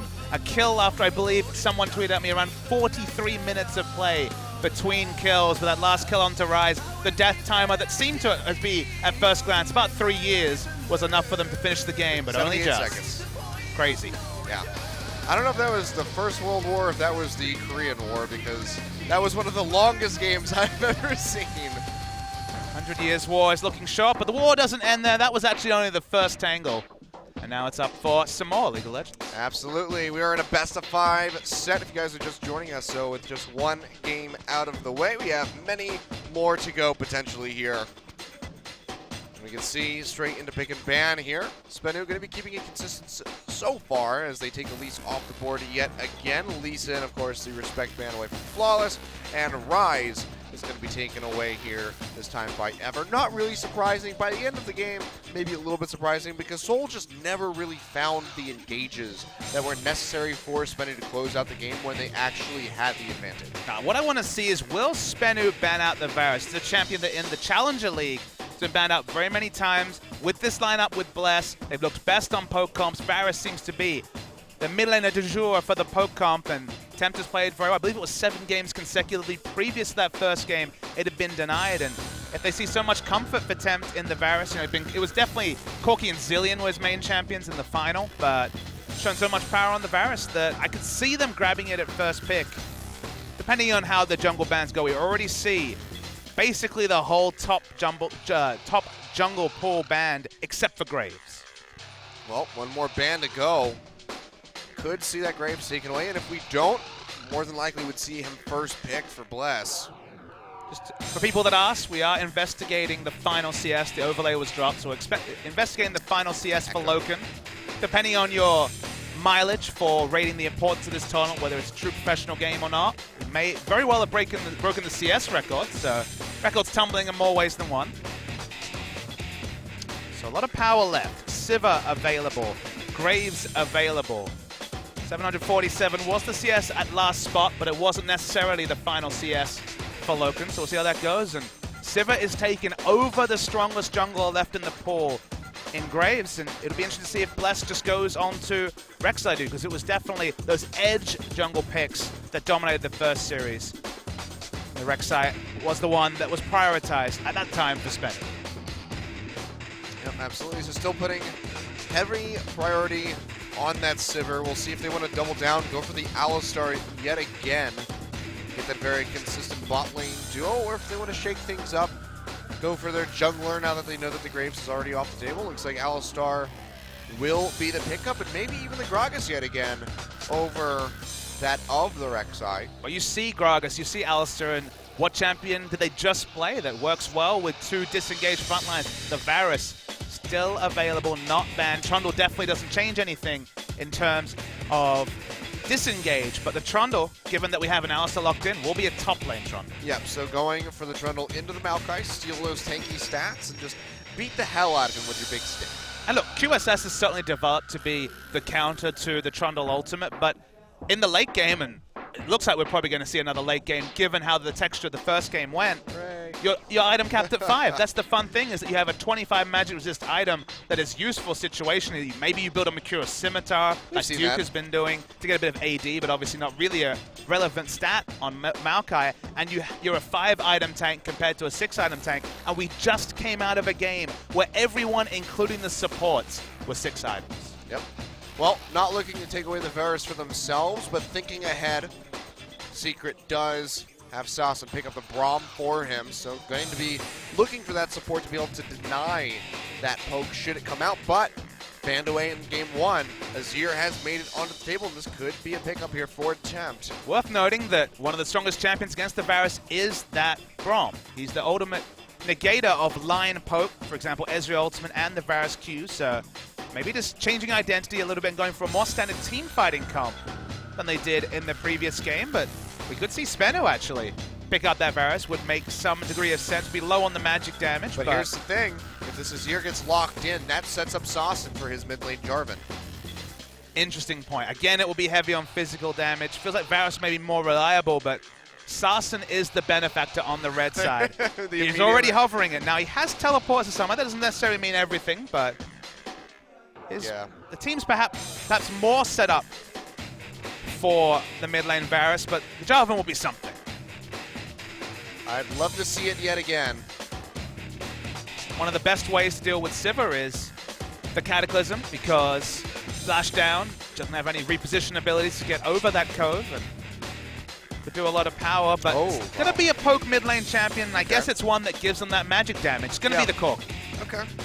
Not something that we see a lot of priority on these days. Went from being, a potential first pick champion to somebody that we kind of see every now and then. Faker was really the one that was playing it very essentially in the mid lane a while ago, but kind of fallen out of favor across all regions, but brings it back out this time. So the big struggle here for Spenu is that they have a great siege comp. They're definitely going to be setting up in the mid lane, triple AD, looking for those turrets.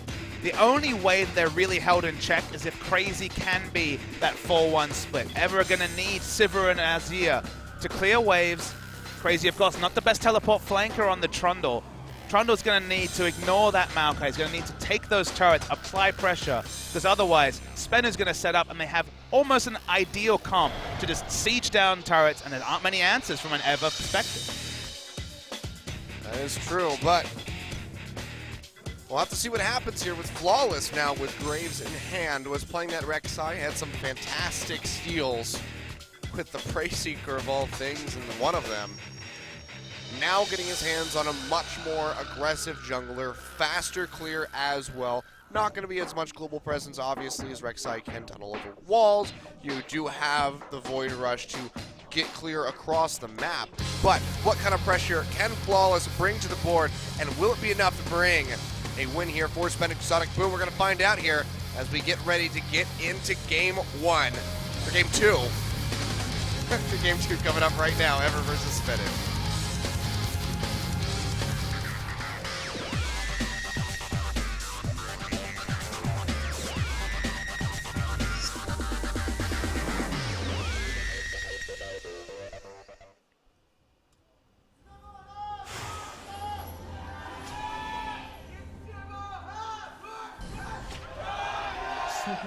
The Ever fans holding strong here after that first victory. So say, you know what, we still love you guys even if you made me sit there for 76 minutes to watch you win.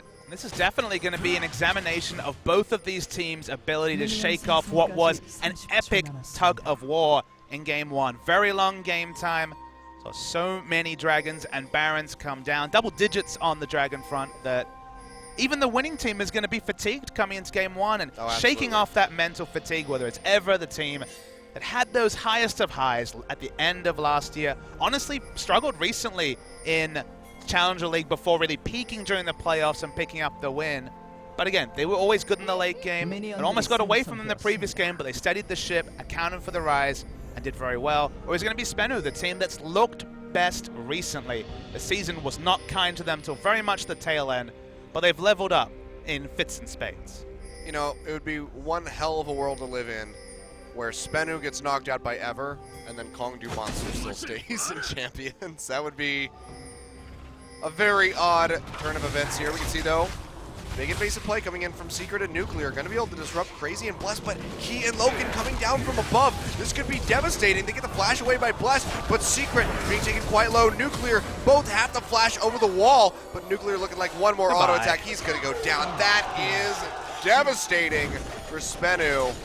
And a very great start for Ever. What a way to kick things off in Game 2. That was just craziness. I've never seen a four-man collapse at the Gromp Pit at level 1. But excellently done. Well lined up by Key, who hit the CC exactly as he needed to, invested the flash at the right time. And there was no way to chase the Fleet of Foot passive away from the Sivir, which was always going to be able to pick up the kill. They get the ideal person in Loken started. And suddenly Ever, after such a stalemate, has a big advantage at 3 minutes. That is huge for Sivir this early on. And pretty devastating for Spenu Sonic Boom as they're moving forward into this lane. We'll have to see what Loken wants to go for. Could go for straight power on his first back if he doesn't want to go for, the cull perhaps. So the crazy thing is that Spenu were honestly held in check recently by their haphazard level ones. I'm talking about, sorry, Ever was held in check by their haphazard level ones. They were a team where Key would go for a solo invade, get collapsed upon. They were very predictable. Speaking of collapses. Yeah, Crazy. Getting engaged on here by Flawless. Does not have a red buff, however, to slow him up. Soul takes a lot of damage.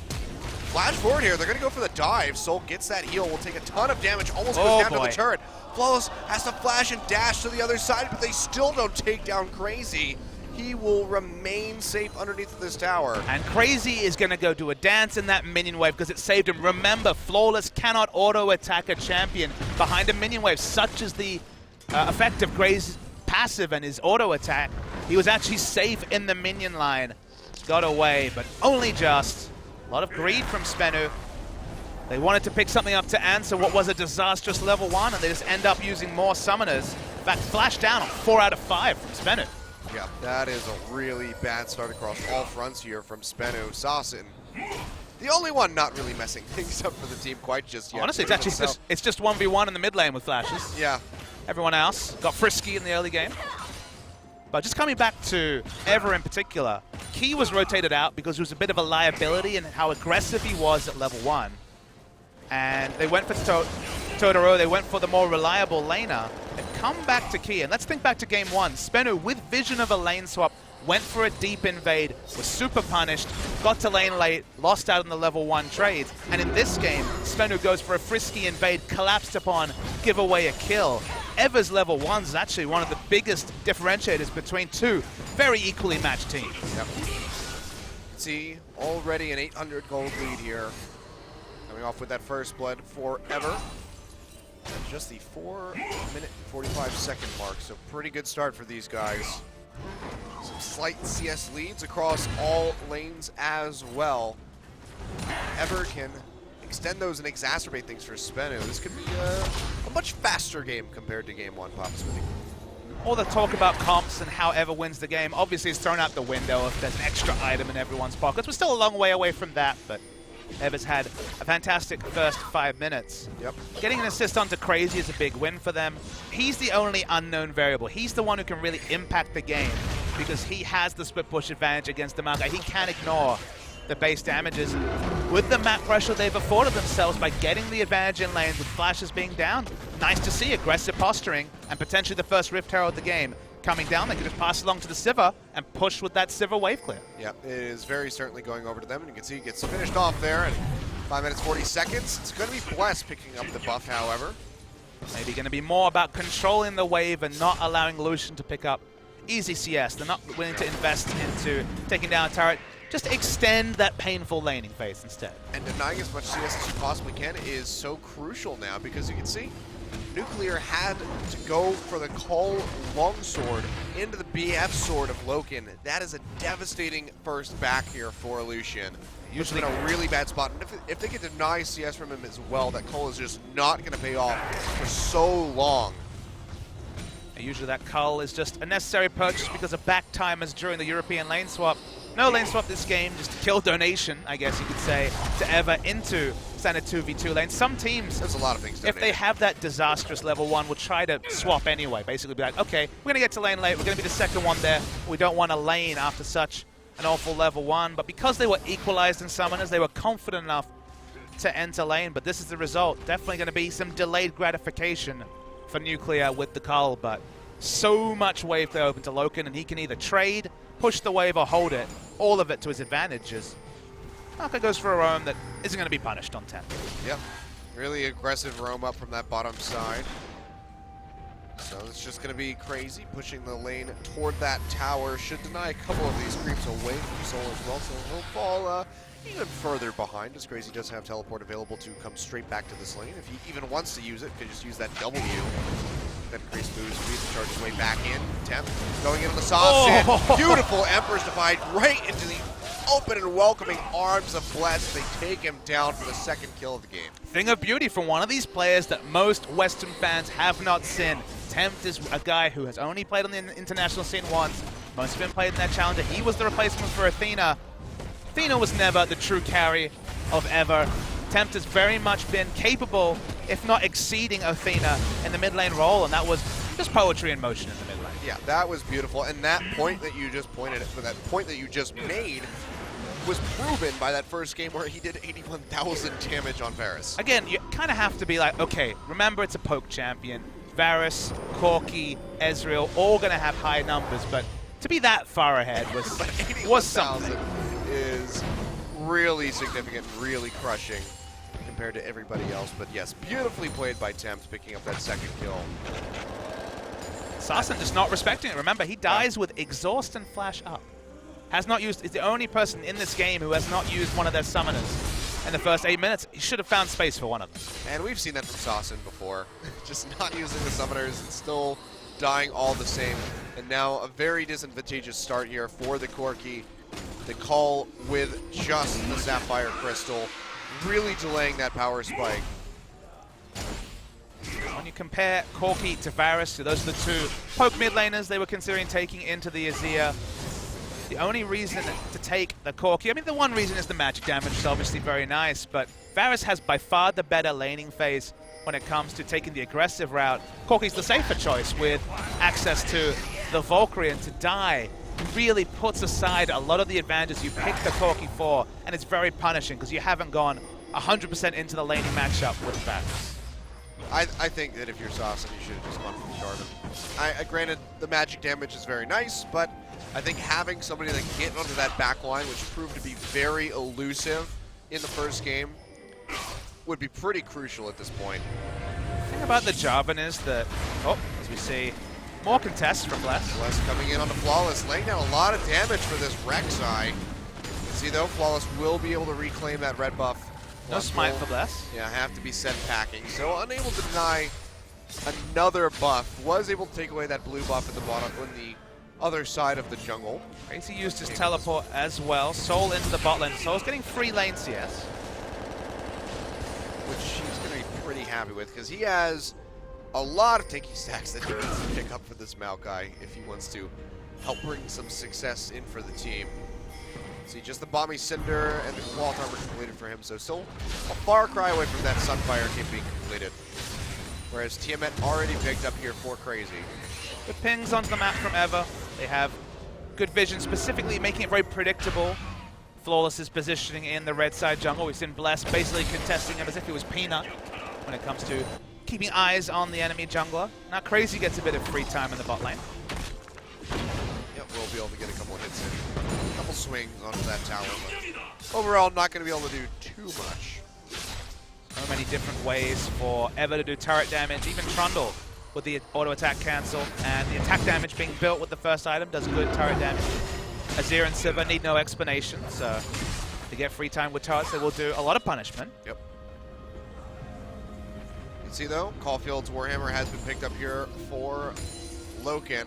Nuclear finally getting that BF sword, but overall just going to be that much further behind his lane counterpart. He's keeping it pretty even CS, however, so he's at least not getting heavily punished in that regard. So this Cole will be paying off sooner rather than later. But you see what Spenu's had to do to deal with the winning lane in top. You see they have so much vision just defensively for Lucian to be allowed to push down top, because he's been in an item disadvantage for so long that basically multiple members have had to give up crucial vision and pressure in other parts of the map just to babysit top to go even. There's no advantage they're gaining. Yeah. Going even is the advantage that they've reaped, because they have to invest so much to stop Loken from just controlling the top lane in a manner that Spenu can't react to, and they have a farming jungler in Graves. So a lot invested in top has led to frauds in other lanes forever. Yep.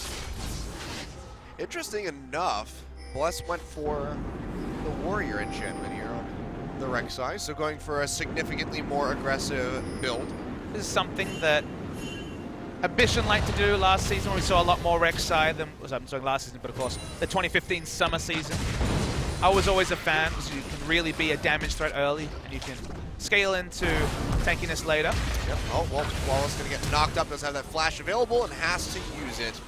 Puts himself over the wall, does not want Key to get in range for that headbutt pulverize, so keeps himself safe, but another summoner being blown by a member of Spenu seems to be the story so far in this game. So one of the reasons you used to go Cinderhulk was if you needed to build damage, if you had a damage mindset and you wanted to build damage somewhere, you could go Cinderhulk into the Titanic Hydra and have synergy there. Titanic Hydra significantly nerfed recently. Yeah, so it used to be one of the staple item builds on side. I had a Meteos that liked to do in solo queue, but a lot of players did in competitive as well. Well, I don't know if that should be the basis of judgment. Hey, Meteos and solo. word is that he's back, so Meteos once again going to be a relevant competitive data He point. is back, but he does have some very odd ones. I just saw him do I see what you did there, odd ones. Nice, nice, very nice. Yep.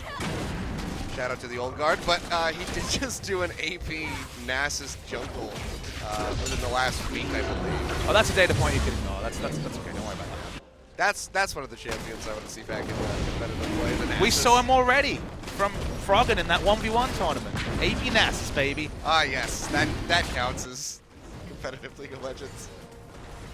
Good old All-Stars. The best players in the world playing at that tournament, I'll have you know. That was a very fun event. I was glad that I got to attend that. Attended it on Twitch. That was one of the perks of living 5 minutes away from the LCS studio, being able to attend All-Star. But the advantages have mostly been going to the side of Ever, despite having all that early lane pressure and the favorable lane matchups in a lot of areas. Somehow Spenu able to creep out the first Dragon. Dragon ended up being very relevant in the previous game, so late first Dragon, you have to say, at about 1350. Yeah, pretty late. Zia's got Nationals too, so that means push, push, push. Double pinks in mid too.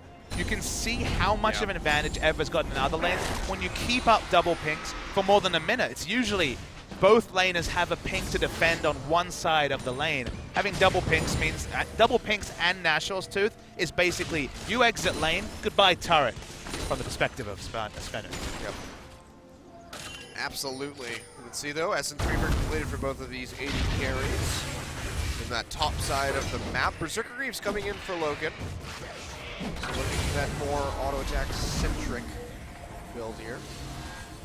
I believe in the last game he went for the Swifties early on, so this time he's changing it up a little bit. We saw Berserker Greaves, oddly enough, from Nuclear on that Lucian, which isn't something that we usually see. It's usually all about positioning, though.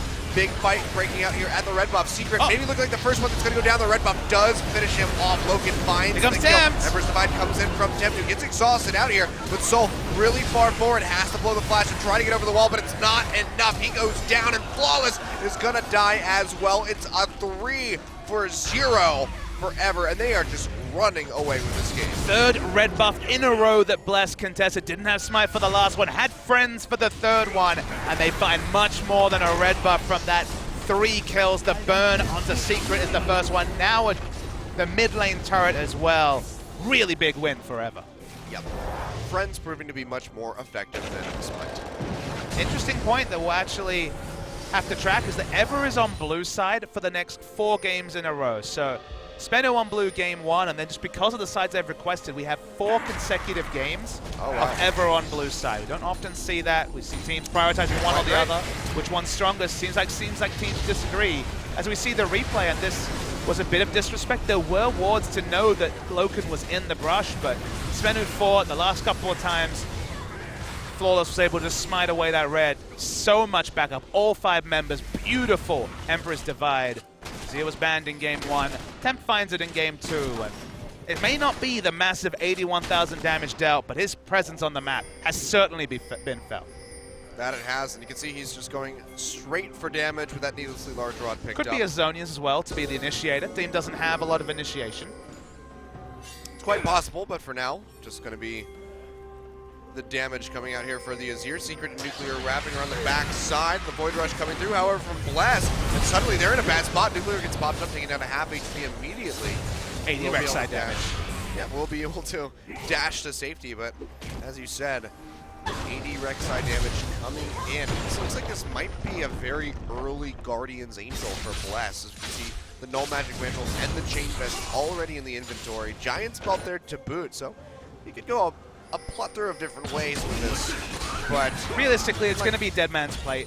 Oh yeah, that makes sense. Gets physical damage out of it, already building attack damage, so it is the tank item that lets him get some closing, ensures that Rek'Sai isn't irrelevant due to movement speed or gap closes, so almost certainly going to be the pickup. Don't know if you want to trade turrets against a Sivir, but they are 3-man strong. Pushing forward Spenu. Not really anything crazy can do. Yeah. So mirror takes is pretty good for the side of Spenu, given that they are so far behind, 5-0 in kills, and item disparity means that you'll take this if it's Spenu. Yeah, not a bad trade at all for them. The question is, can Ever move forward even further into this mid lane? We have this tower set up here. Sand tower by Tempt. Doesn't look like they want to collapse down and try to get any pressure out on that one quite just yet. So tier 2 will be safe for the time being. But Rift Herald comes right back up, and Ever is in a perfect position to go ahead and take this one away. So he's playing quite well across the map is Ever. Really only just giving up that one trade right there. They're tier 2 in the bottom side of the map. You can see this time looks like Loken will be picking up the Rift Herald buff, so could see some stronger pushes coming out perhaps in that bottom side of the map where the tier 1 still stands. Now, the big worry for Spenu comes in a couple of minutes when Baron spawns. We've seen multiple teams try Elise Azir Baron. Rek'Sai Azir certainly much along the same side. Rift Herald and just Sivir in general and her wave clear means that we're expecting lanes to be pushed in multiple lanes, and the Baron creep, the Baron take, you know, stealthy mana from Ever is certainly a very real consideration. There needs to be consistent vision, literally from 20 minutes on, because if we see all lanes pushed up, the Sun turret put up in the mid lane to replace what was originally the outer turret for Spenu, Baron pressure's immense. Yep. Poor Bless. He void rushes into his Raptors only to have them taken away by Tempt. It's a hard life. Yep. Hard life of a jungler when you have a carry mid. Doing well in CS, but rotating with Rift Herald. So many Sivir teams have been getting better and better at doing this. No, not enough pressure around the mid lane on Tempt means he can just wave clear happily. And 4th turret of the game, doubling turrets is Ever. Now this is so strong, and then you just have those regions that still just don't play the Sivir. And it's oh so confusing. Sivir's the strongest champion in the game. I think hands down, Ryze is up there, but Sivir is just so good, so flexible. Crits onto the back lines. Oh, this could be bad. Nice spell shield from Loken as he gets pushed away. Just gonna deny any further damage that Sausage would lay down on him. Tempt pinching down as well. Crazy and Soul up in the top side of the map. Both have teleport available should a fight break out around this dragon, which seems like it's going to be pretty imminent here. Azir could have just pushed through mid, but they want to fight. Here comes the TP. This is going to be Soul right in the thick of the fight now, however. Goes on to Loken, locks him down. He's going to get popped by the collateral damage from Flawless. Soul, however, the front line looking like he's going to go down, and he does. Tempt going to be the one that finds the kill. Crazy pitching down from above. It's going to be a really deep push there. They are trading back and forth across the board. 2 for 2 overall so far. 80 carry gone on the side of Ever. And this could give the confidence that Spenu needs to start up this dragon. Looks like, however, they are just going to settle for the scuttle grab as they back away. So Ever botched that pretty bad. Crucially, Crazy teleported towards the inner bot lane turret for Spenu to cut off retreats, and then Spenu just went aggressive and ended up going 2 for 2 in a situation they never should. They're making the best out of a bad situation. This is something Ever could have done. They could have just given up the second dragon.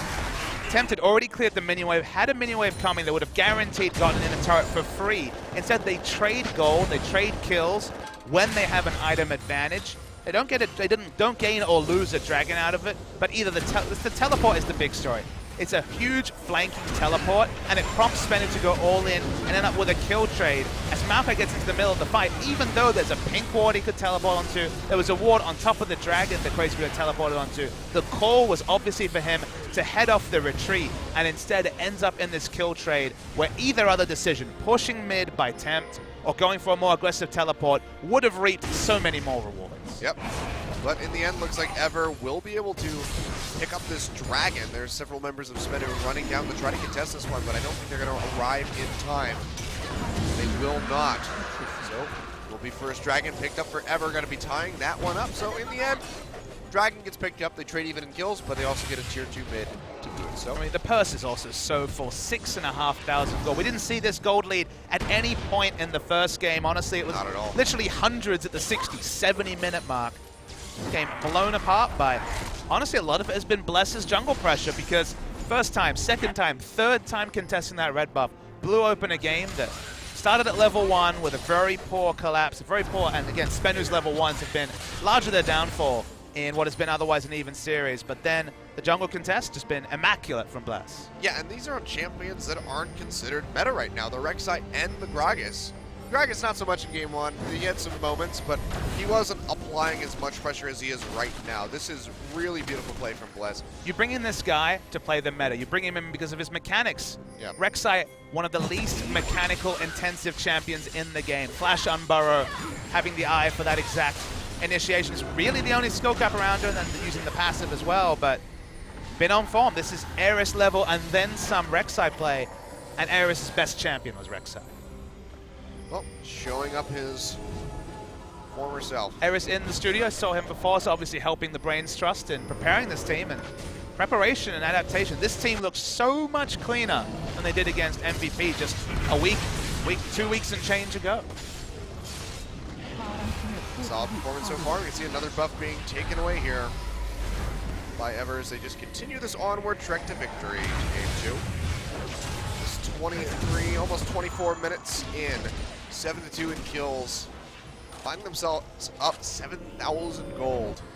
3 turrets. I'm so enamored by this game because I'm trying to work out, or this series I should say, because I'm trying to work out, is this the new meta, given all the nerfs to champions that junglers take the bans, or is it just a one series meta where jungle bans has just become the reality we live in? So I don't know if it's 6.8 or necessarily just this series, but Ever, one of the things in their DNA, we've talked about a couple of them, double TP play was of course something they did very cleanly in a meta where double TP wasn't necessarily core to every team. But the other thing they were really good at, and this was definitely leveraged against them in the Kesper Cup, is that they were good at playing on new patches. They adapted to patches very quickly. We jumped 2 patches and this team looks more prepared. Their level 1 is much more clean. Maybe this is just, again, the coaching staff taking a lot of plaudits because they definitely are playing 6.8 and this crazy meta that we're at least seeing in this series when it comes to jungle bans. Far superior, and Spinner look a bit lost, especially at level 1. Well, look at this. Well, this Baron's Baron going over. Flawless is here. Yeah, that's going to be the wards coming through, so they're going to go ahead and peel off this one. Don't want to overcommit and throw away the lead that they have for themselves. But still, Ever showing that they're willing and able to make the call to go for that Baron. Of course, with that Azir, with the Sivir, do melt it out quite quickly. And the value of doing those early Baron attempts is that now, every time you're off the map, you have to respect that Baron's on the mind. You do anyway at the top level, but now there's that extra recency effect of, wow, we saw it just now, he must be doing it again. Then the face check comes through, someone dies, and you do get the Baron. So nice to see them, again, try and push their lead, peel off intelligently, and they'll just keep playing the map as Ever has always been great at doing.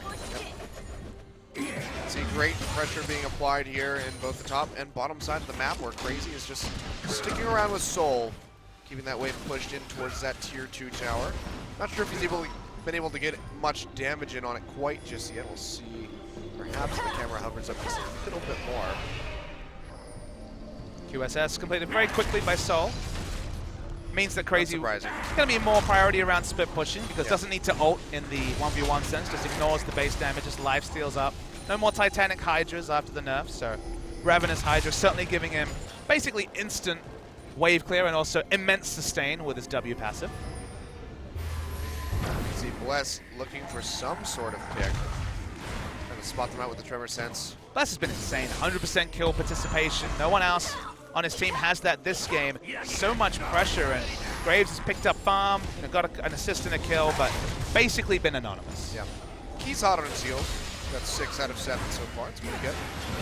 You know, yet another buff going over to Bless. I think Flawless has maybe gotten 2 buffs. Again, the more important stat is that 100% of red buffs have been competed for. Yeah.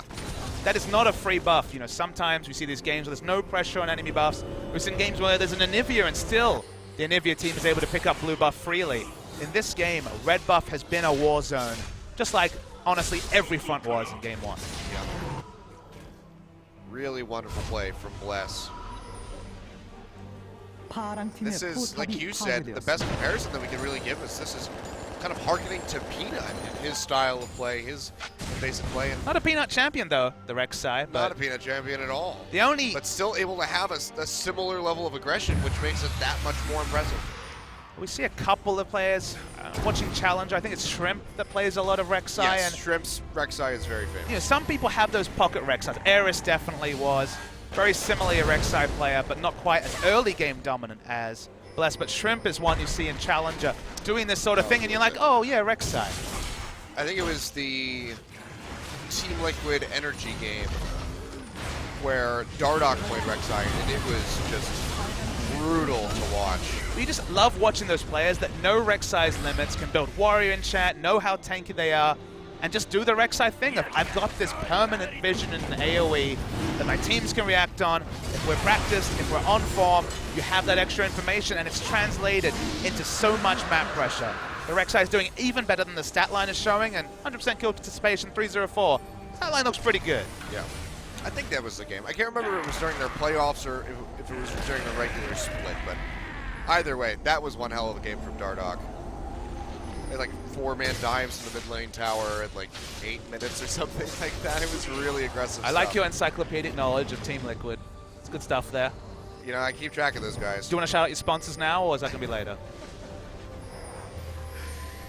You know, you can shout out the unsung sponsor, Nissan. Actually, I don't think Nissan even sponsors that team anymore. I don't know why they sponsored them in the first place. Leave Nissan off this conversation, off the broadcast. Yeah, we're in Korea. We need to talk about Hyundai. Yeah, Kia. Look at us, encyclopedic knowledge of Korean vehicles. I don't know. Those are the only 2 Korean brands that I can name. I know there's several more. At least one more that we're missing that people are shouting to us about. Sorry. When the new Top Gear season starts, so yeah, be more ready. My Korean car knowledge.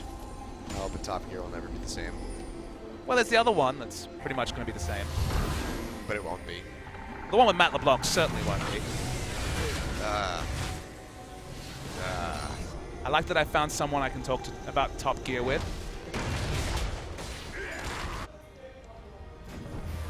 If I continue to push, the Baron is really what they want. They've already tried onto it once. I mean, the lane's pushed, but they're killing the Baron. They're almost at a 10,000 gold advantage right now. They could almost just force this out. You can see even Crazy going up against Soul is just able to beat the living hell out of him.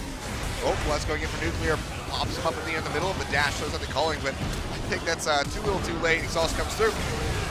He goes down, Temp finds the kill. Can they find more? Looks like it's just going to be a disengage, but that could be the opening for the Baron that Ever's been waiting for. Nuclear, the most consistent performer during the regular season.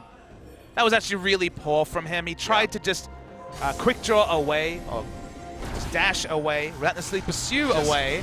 Flash and then dash. And then flash and dash, exactly. Flash and dash would have been great. Then Alistair walks up. Alistair has certainly not used his flash recently, but disrespects, just dies, and now Baron's low. Oh, he actually takes it away with the collateral damage. Beautiful steal by Flawless. Wow. They actually get a kill on top of that wow. one. So Spenu firing back. That was not what I expected to see. Really impressive from Flawless. These fights have been so sloppy from both teams in both of these games so far. But yeah, that was a great steal by Flawless and very necessary if Spenu wants to keep themselves in this game whatsoever. Still a very significant gold lead forever, but if they can use this Baron buff and get some objectives on the board for themselves, that could really turn the tide. I think you're asking for too much. Usually I agree, Baron and objectives, but there's so little parity between the two teams. We're going to see the replay. Baron falls down. They know that Flawless there. Honestly, Flash Smite, pretty beast-like. We saw Peanut do similar things in the Champions Final. I thought he had taken it with the collateral damage. No, it was Flash Smite and then collateral damage over for the displacement. Oh, okay. Very nice. I thought it was, yeah. Lyra did similar things with a big Dragon Steal. We casted that series at the tail end of the season, and then Peanut did some nice Baron steals with Flash. That was a beautiful Baron steal by Lyra. That was... Or Dragon steal by Lyra. Really nice play from Spenu to keep, again, they're going to get some objectives, they're going to get some farm. Ever's going to have to be that much more defensive, and this is just bringing the gold lead a little bit down from what was looking like an Ever chokeout of Spenu. Yep. Well, they'd close the gold lead significantly if they could pick up a couple more towers. You see the collateral damage used by Flawless, just trying to clear out this wave. Get a bit of damage in onto the tower, knock it down to about half HP, but cannot finish it off quite just yet. So that Baron steal really messing with Ever so far. Stops them from taking down that crucial objective in the bottom side. Gold lead cut by about 2,000, a bit over 6,000 gold now. So again, breathing room for Ever. It's a breathing room given by Ever to Spenu that wouldn't have been there if not for the Baron steal. So Flawless certainly, he was the guy who looked the best. Definitely we left that series against Ever, that promotion match we keep talking about last year, that kept Spenu in champions. You left that going, man, this new jungler is amazing. His mechanics, his Lee Sin. Didn't show that during the regular season. The hype wasn't justified, at least based on his first season. But he's the big reason why they have not completely been crushed in this game too. Yep, 3 steals in this series so far. Dandy's watching on, approving. The Prince of Thieves himself. Not in the studio, sadly, but yeah, no. Somewhere in China. I guess it could be in Korea as well. It is off-season mode. Yep. That it is. The Exodus returns. At least some of them. I don't know. The grand re-entrance I don't and know then if re-exodus. some of them might not be able to leave. The Chinese teams might be like, no, you have to stay here. It'll be interesting tracking RNG. Plus, we didn't get to talk about them as that match. Unfortunately, the grand final was at the same time as Shams. Oh boy, that's Sivir. Yep, Flawless uses collateral damage. No flash. Trying to close that gap or make more of a gap, but it's just not enough. Good Ever shot does calling get from that. Ever. No, they knew there was no flash. That was, of course, used to get the Baron. Yep. Easy pick. No way to open enough distance. Less wave clear available to Spenu. That's why we're going to see a big push and any free time for specifically Sivir and Nazir. Goodbye, Tara. Absolutely. Wave clear going to come down to nuclear really with the culling. Probably going to have to throw that one out in a couple seconds. Here it is. He going to body block as well as Crazy. They push in. They go deep here for Bless. Will get locked up in this concussive blows and he will fall. Secret that finds the kill with the Ignite. Now he in this front line has that Alistar ultimate up, trying to tank up the brunt of this damage. One more hit, he would get stunned. Sasa does find it. Everest Fight not going to connect. Nice flash away by the Corki. Crazy going in deep. Soul way too far forward. What were you thinking? He will go down. So far, going to be a 3-for-1 overall. Looks like the tower will fall in the end. Nicely played here by Ever. Bless going a little bit too ham. Sasa going to try to find a kill on the backside of that one. Will get the flash and heal away from Loken, but overall, Ever coming up huge. Not going to be able to take out this dragon as Flawless has come back alive, so that should be second dragon going over to Spend if they collapse. We'll take a look at this replay in the mid-side. Look, the brute force approach works, but only just. Bless gives up his entire health bar for nothing. Realistically, Key needed to be tanking this turret, popping the ult. I thought Key would just headbutt pole the nearest threat, ult, and then they would take the turret for free, but instead, Bless not on the same wave as his team. This is something that held them back in the Challenger playoff. Wasn't punished in game 1, Bless has certainly looked great in game 2, but we come back to why Bless is in the lineup. Makes Ever go from this team that honestly hoped and prayed for the first 25 minutes to end and then came online with their great late game shot calling to a team that's much more proactive in the early game but doesn't have that steady head in the late game. So let's see if they can close this one out. They are so far ahead. They're still getting the objectives. They're still looking good.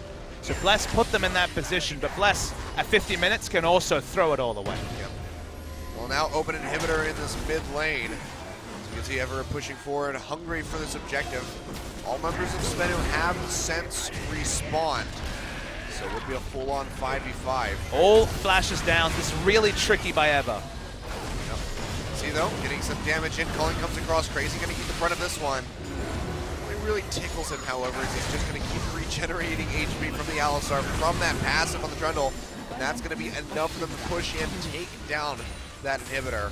Really demoralizing for Spenu. They've got good wave clear, but no initiation, apart from maybe a teleport flank from Maokai. Maokai wasn't in base, he was helping with wave clear. They don't feel like they have the teleport wards, so they honestly kind of have to watch Ever just take objective after objective. Yeah, and a really big double cannon wave now coming in on this bottom side. This turret in the bot already took a good amount of damage. So you can see it's approaching on half HP, but the wave clear does come through from Flawless, who throws out the collateral damage. Sun turret set up in the mid lane, and the super minion wave going to be pushing in. Feels like it's only a matter of time that Spenu will be 3-4 man strong when it comes to clearing this turret. Sun tower does fall. This one in the bot side now down just below half HP. Loken just not in a position to walk up and get hits in onto this quite just yet.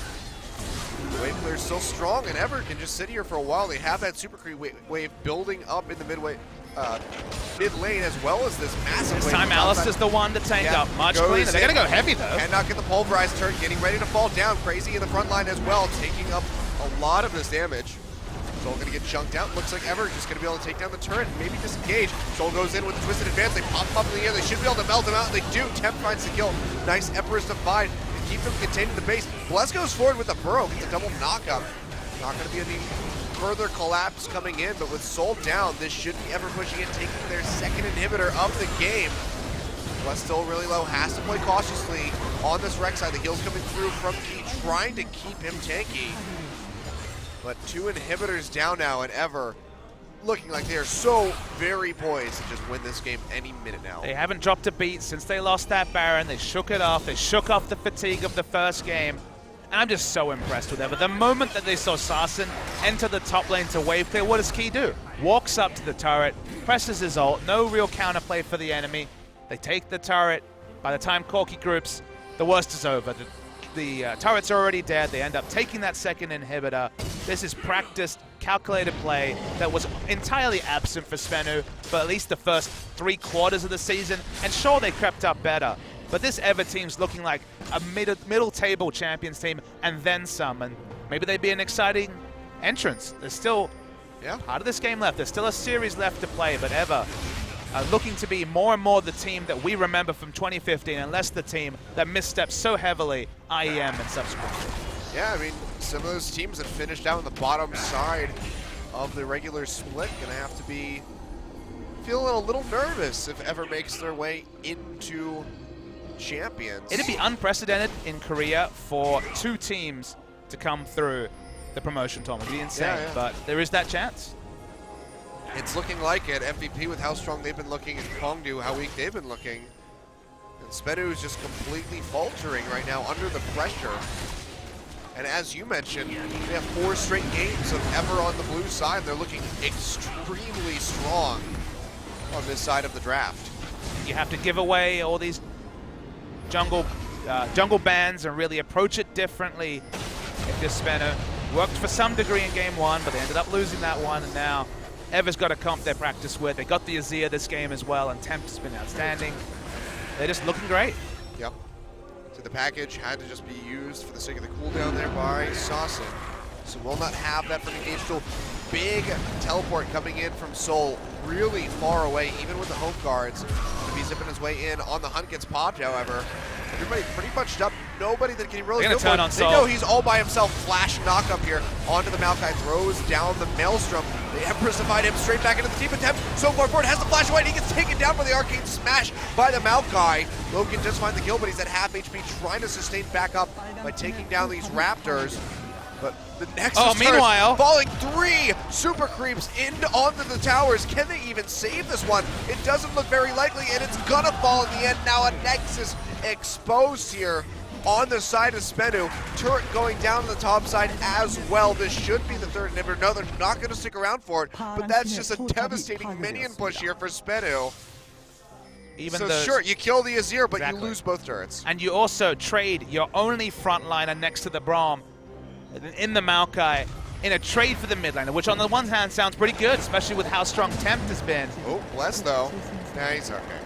He's got the Banshee Veil, so he's going to be able to get away. But the trade sounded good, getting rid of the Azir in particular, but you lose your only frontliner, and you choose to fight at the time when you just can't. Both super minion waves hitting the base, no one there to wave clear despite having triple AD carry. And this is definitely a fight where it's an interesting fight, right? But you got to watch the minimap. Look at those minion waves. I mean, it's not we can't watch the minimap. Sorry, says OGN. Trolling us to the last as we watched, for some reason, a full zoomed fight as a lot of other stuff happens. It's a nice angle. Nice angle. Well, get the full effect of that Emperor's Divide. Yeah, the minimap up in was your the story. face. You just can't fight when you lose 2 inhibitors. Yeah. And now, well, they regain 1 inhibitor. The one on the bottom side will be coming back up in about a minute and a half, 2 minutes. I'm forgetting how long it was. Soul, though, going deep yet again onto Loken with a nice spell shield to keep himself alive.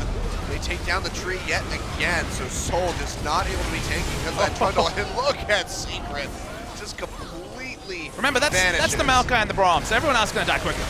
Yep, look at Flawless. Has to flash away, but I don't think it's going to help him out too much. He will be able to run to safety. Saucin, however, had to recall. and with an exposed Nexus, that's going to be the game 2, going over to Ever, a crushing victory, this time at 42.5 minutes, 15-5 in the end, 10,000 gold lead. That was much more concise play from this team. Pinching the jungle pull was Spenu's plan, and Bless has stepped up. This is a guy who was getting bodied by some of the better junglers in Challenger, had the time to adjust, and even with the pinch on his champion pull, his Rek'Sai play, and crucially, how he just bodied the farming jungle Graves, played by Flawless, made him a non-factor the whole game. We didn't really speak about Flawless apart from a wonderful Baron steal, but Tempt reacted very well. The synergy between Tempt and Bless, the two new players on this team, was very clean, and Ever more than a foot towards champions, and 2-0 up. 3 match points for Ever. What a performance right there. Yeah. And now the pressure is on here for Spenu Sonic Boom. Maybe it's these new shirts. It's just cursing them or something. It's just not doing the trick. Should have just stuck to the old jerseys. There's Eris in the booth, not playing today, but watching his Chargers put forward a really impressive performance. No Totoro, no Eris, but this new Ever looking Unnecessary. great. Yep, don't need him. Ever coming out strong here. 2 games up now. Match point for Spenu. We'll find out if they can close it out when we come back for game 3.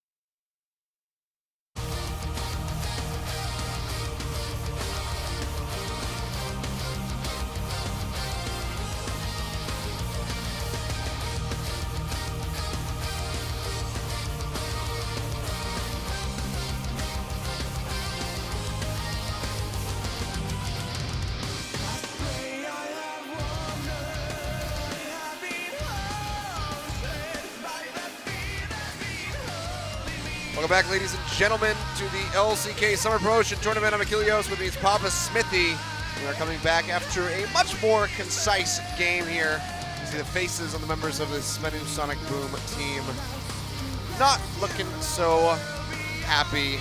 Forlorn is what they look like. This is definitely a reaction we've seen from Spenu Sonic Boom plenty of times during Champions season, but this is honestly their final series. This is relegation. This is one match away from Spenu going down into what would be a difficult fight in the Challenger Series, and ever. This would be so cathartic for them to beat the team that denied them from going to Champions last season. Spenu chose EVER, and they're reaping what they sowed because they're now down 2-0. Yeah, that is a really rough spot to be in. The reverse sweep has to come out if Spenu Sonic Boom wants to remain in Champions for the summer split. And it's just looking like after that second game, the likelihood of that occurring is slim to none odds here for Spenu. I believe Spenu have never reverse swept or never come back from a disadvantage in a series. We've only had 3 series win over the course of 2 seasons, but this is a tough ask for them. The looks on their faces doesn't help. Going into game 3, remember, we started off with EVER on the red side. They will play on the blue side every other series, and they looked very polished and very good on the blue side in game 2. Yep.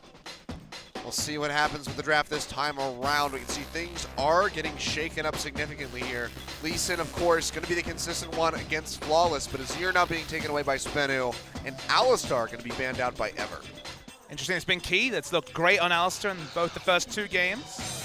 You won't have that available to him. I guess things is going to be in the red side duo pick, so maybe we'll see less of a pinch on the jungle pool. I have to say that seems to be more an advantage to Flawless than it is to Bless, because Bless looks great so far. He has looked amazing. Some Gragas play excluded, but made it work, especially in those late game fights with the Rek'Sai. That was controlled jungling and then some in game 2. Yeah, he had some really good casts in that first game, but just the constant pressure being applied by Bless in that second game, always contesting at the red buff. It was just wonderful play by him. Look at these bans. There's going to be some insane power. Remember, Sivir, Maokai, Ryze, all of them available so far. Yep. Only Nidalee is really a top tier pick. I guess Azir to some degree as well, but EVER have basically passed their ban phase when it comes to power picks being denied.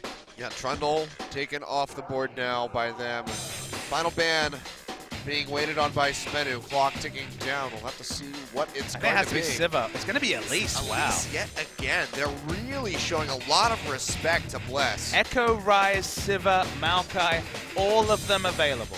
Insane. The question is, what do you go for if you're EVER? You go Sivir. They went for the Sivir in the last draft. I think that they will do it yet again. See the hover right there, and it's going to get locked in. So now if you're Spenu, what do you do? Because Ryze is available. Maokai is on the table. There's a million things you have to go for. Maokai would be a decent one in the first draft since the Trundle's off the table. Echo will be an interesting pick. Again, it has seen some nerfs, but...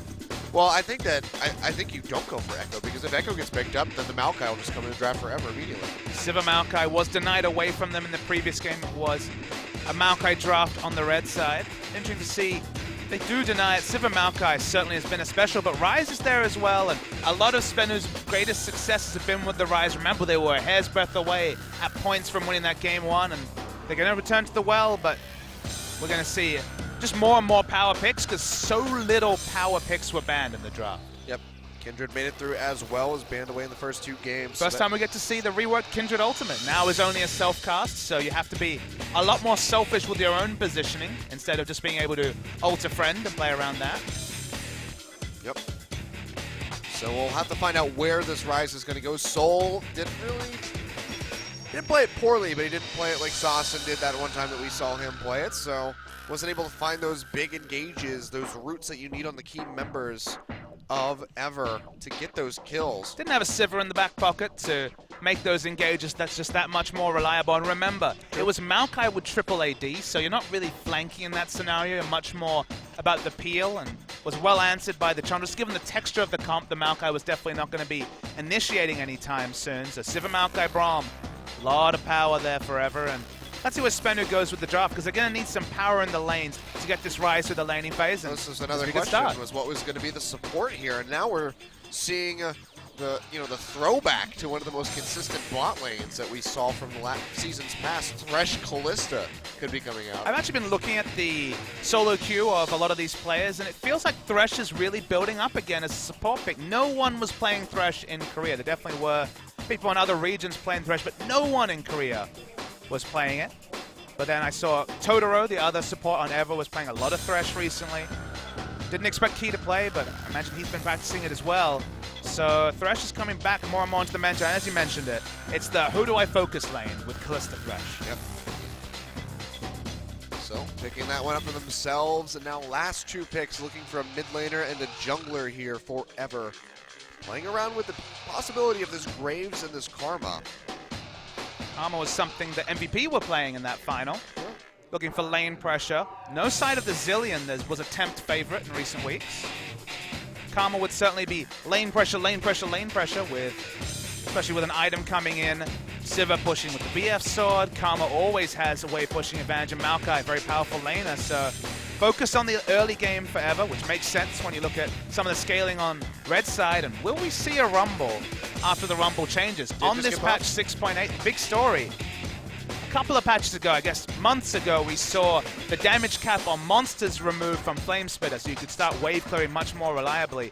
Then we saw it on 6.8 up on minions as well, so now has much more lane control. A lot of options left for Spenu, and I really do like that we seem to be seeing hovers that tell me it's going to be Ryze mid, because Sarsen, carry mindset. Soul, no carry mindset. Well, if they go for the Zilean, it would be the Ryze top for Soul. So they're still playing around with that flexible option for themselves. But they only have the single speed up, and it's literally Turbo Ryze, no Lulu ultimate, no other CC, no other initiation. I guess Fate's Call onto Thresh, but Thresh is not an initiation champion. They're going to lock it. This is a CJ Entus-esque draft where they like to pick things that make sense. All right, Zilean, you're going to have Ryze, and the front line is going to kill everyone. No one can run from him. Then will Zilean revive him, but they don't really have initiation. Any of their ults don't combo effectively. They're going to struggle. This requires Thresh to be thrown in and basically die because you're not Alistar or Braum when it comes to negating damage. And I worry for the Spenu draft. If you get a big enough lead, you snowball, sure you can make this work, but it's been uneven on the side of Spenu, and Ever have pressure, Ever have early power spikes, Ever want to end this game before Soul is ever relevant on Ryze. Yeah. And you're looking at double massive scaling on the side of Spenu with Soul on this Ryze, has to get that tier, has to get the Catalyst into the Rod of Ages, and then you have this Kindred that's going to be looking for Devourer. And if there's one thing that we know about Kindred, it's sometimes you don't get Devourer, you don't get it sated, because we've seen that happen multiple times in the last couple of weeks in the split. And let's take stock.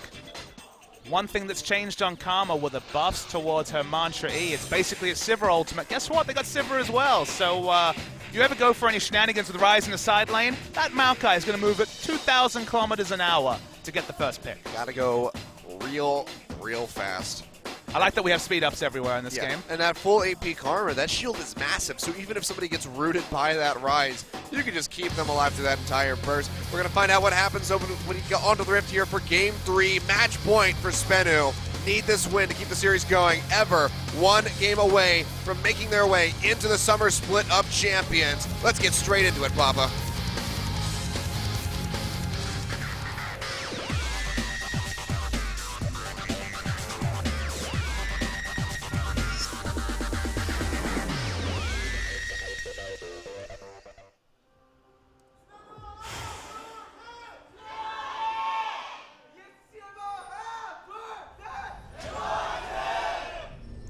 Our nice scenic view around Summoner's Rift for what could be Spenu's last game, while they can say that they are a LCK team here in Korea. The irony of Spenu opting into the gotta go fast war against Ever is not lost to me. Of course, Spenu make athletics shoes in Korea, so it's sticking towards type, but Turbo Ryze didn't work for them in game 1. Came close, but didn't work, and the speed ups, they're actually advantaged Ever when it comes to speed up, because can't ask for much more AoE speed up than Sivir Karma. Yep.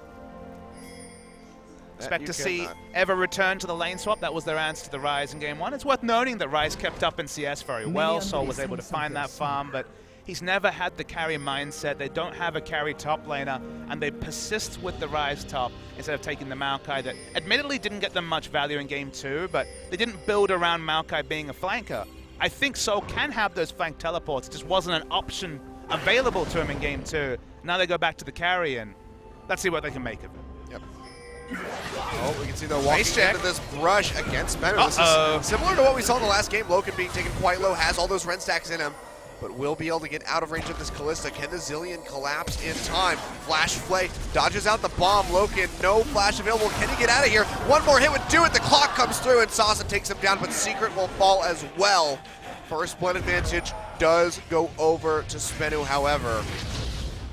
And a very early TP from Crazy coming down to this bot side, so that's going to be a 1 TP advantage over the Spenu as well. Worth noting that was actually a very uncharacteristic error from Loken. He actually failed his flash into the Baron pit, ended up falling down, almost got away, but couldn't, gave away and the first that's a really hard one to mess up, too. He's super, super good with his summoners. We've seen it all through the first 2 games, and if you've ever had a chance to watch Ever in the past, he's always been really on form with those. So, uncharacteristic error, but only ends up being a trade, and Maokai able to teleport into lane. No lane swap's going to be 2v2, but all summoners down, barring the flash on Braum. Oh, now flash down on this Maokai as well. It's level 3. Now that's going to be the root coming in from Soul. Throws out the Arcane Smash. One more hit will do it. He goes down. And this is polar opposites of what we saw from that last game. Spenu making some moves early on here, finding themselves their second kill just 3 minutes in. Really nice pathing from Flawless. Hit level 3. The level 3 chase potential, especially with instant cast CC from Ryze, is basically the whole lane. Excellent gank target. Well played. Going to swap red buffs, so trades up when it comes to the kill involvement. Even gets a mark of the Kindred as well. Nice play from Flawless. Nice play indeed. Both these junglers going to trade out those red buffs. Recall is going to be coming through now. This will be a nice early purchase for Flawless as he goes straight for that Skirmisher Saber. We'll see where Bless wants to go. We've seen both Tracker's Knife and Skirmishers for Graves historically in the past, mostly leaning toward Tracker's Knives more so. I mean, the big story is that just given the nature of his auto attacks and his short range, you get less auto attacks, so less auto attack focus compared to Kindred that's all about getting those 3 marks and getting the slows. So very much Tracker's Knife is the more prototypical choice, but some people just love Red Smite. Just ask Peanut. Yeah, he is the purveyor of the Red Smite. Yeah, big purveyor of it on that Graves. Just pretty much on any champion, really. You just go for that one. Which one doesn't give wards? Give me that one. It's like, I am a ward. I don't need wards. Unless you're playing against SK Telecom, and then you probably want wards. But we don't talk about that. Nope, that was last week. We're in a new world where only relegations matters. The world lasts only 2 days, though. Yeah. Well, Boss looking for the wraparound gank. Yep, has the red buff this time. Flashes forward, gets rooted onto Crazy, goes forward with the twisted advance. He knows he's dead. He goes down, a very early revisit there, and that's going to be rough times with the big tree. And Crazy having a much worse time compared to the last game where he was playing that Trundle. Crazy was actually on the right side of this sort of treatment in the final 5th match of the best of 5 between Ever and MVP in the final of the Challengers League. That's where the MVP top laner locked in Sion and got repeatedly ganked by Bless's Nidalee. This time it's Crazy on just the Maokai, but already given up 2 deaths very early in the game and not going to have much lane pressure. Crazy is the sort of player that whatever the matchup is going to look for lane pressure. When you're Maokai against Ryze, you want to boss around this scaling champion, and Flawless's pathing has really punished him for his natural mindset. Flawless finally showing up and playing a little bit more to his name in this game. 2-0, a very nice start here for Kindred. You can see the double dagger coming through as he's trying to purchase that Devourer as quickly as possible.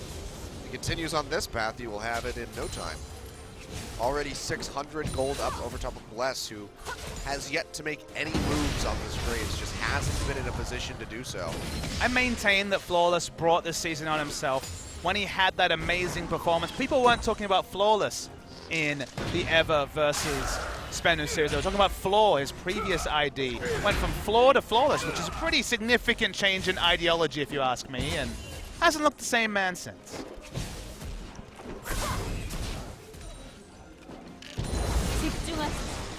Fairly stagnant so far in that mid lane. You can see just going to be farming up here from Tempt and Sawson. Not going to have any early over-aggression from either of those guys. Going to need a couple items before we really see the damage coming out.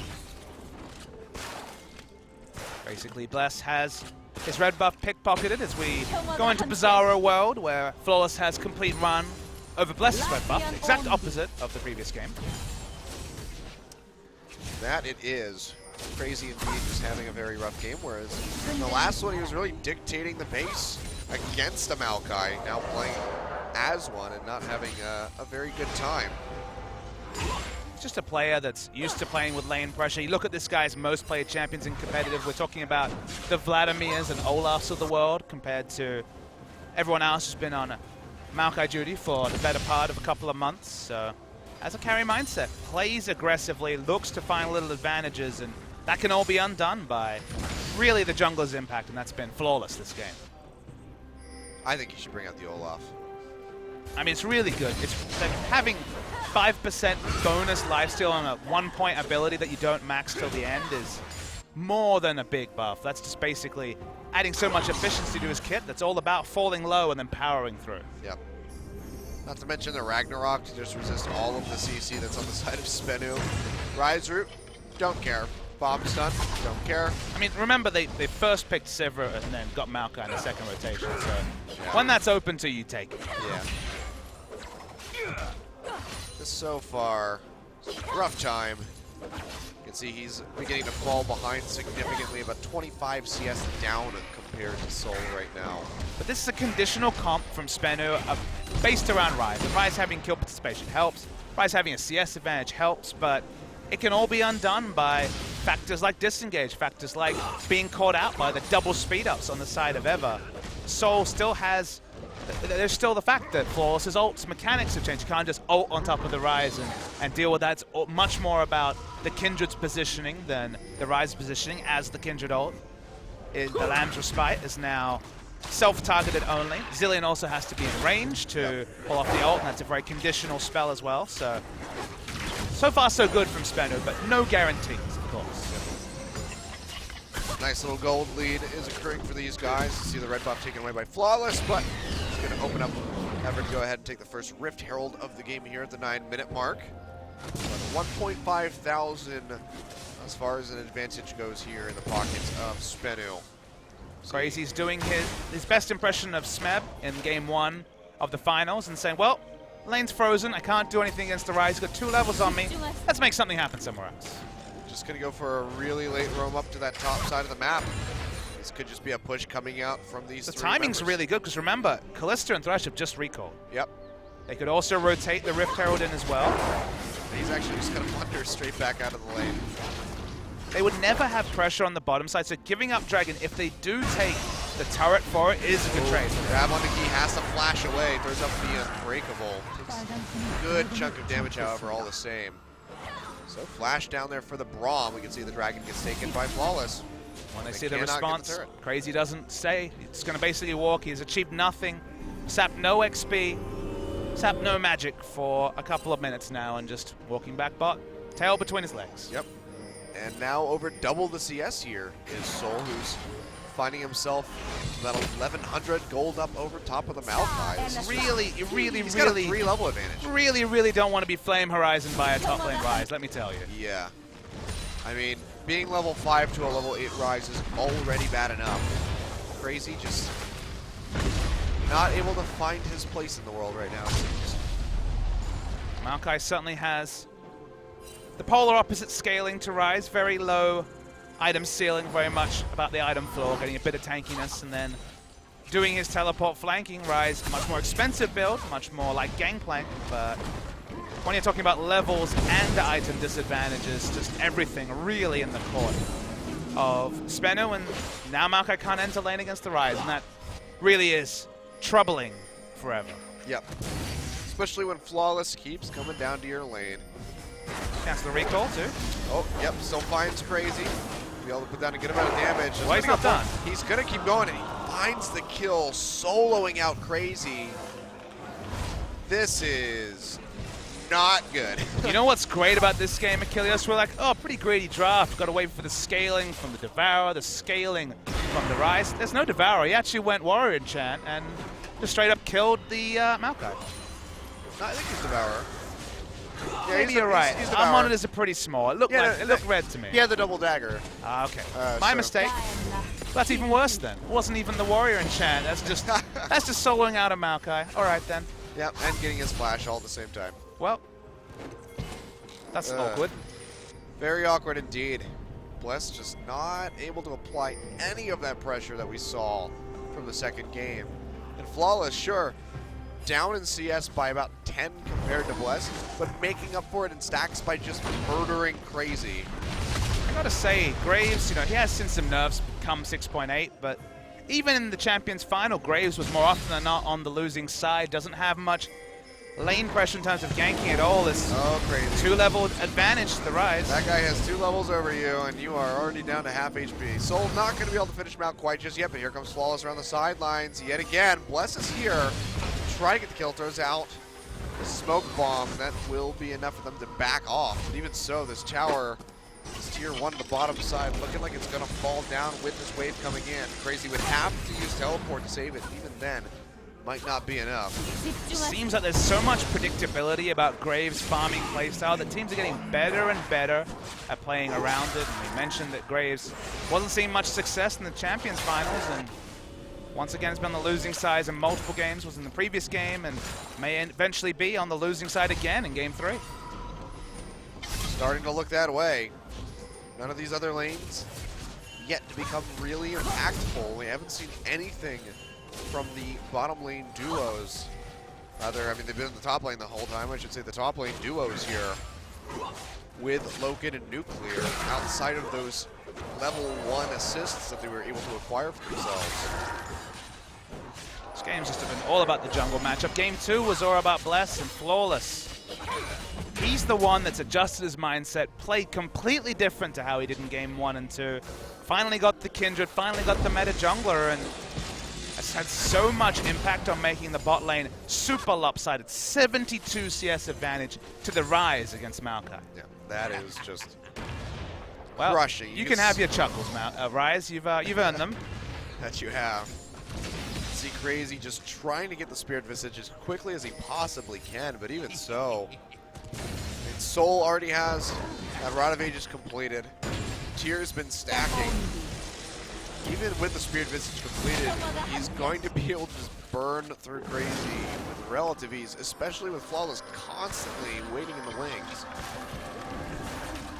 See Zilean standing in vision. They know what to expect here. Karma will back up. Bless doesn't have Smite, but don't see that much of an investment from Flawless. Smart, because Maokai with so little map pressure would have been able to react first. Yep.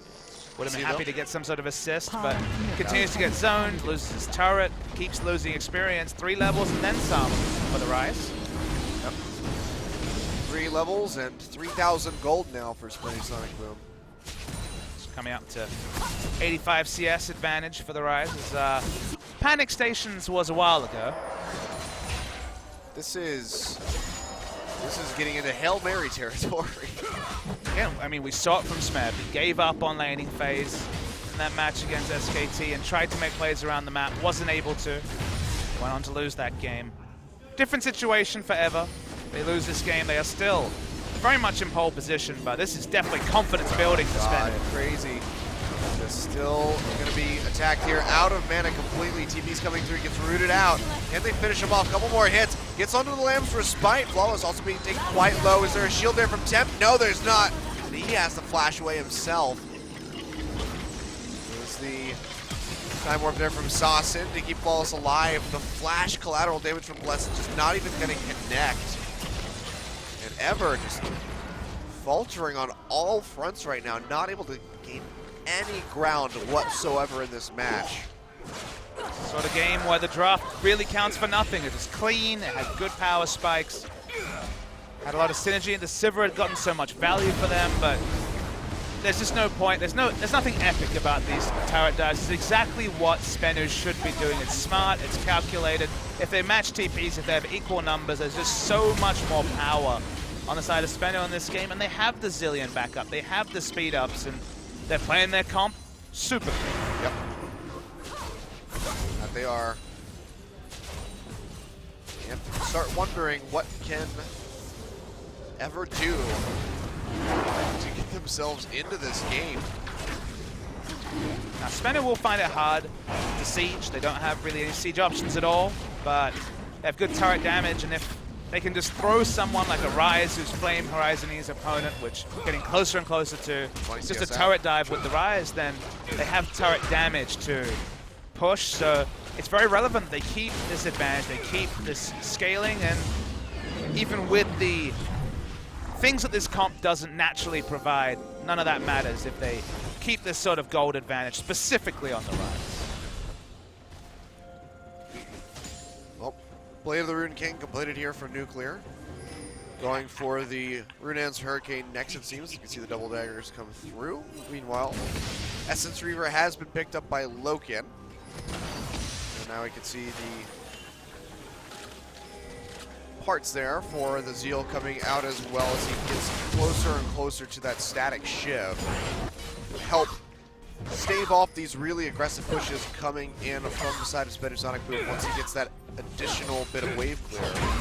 I feel like Ever really missed a trick in emulating what they did in game one. The lane swap, whether it was initial or delayed, would have really stopped what was a horror laning phase for Crazy.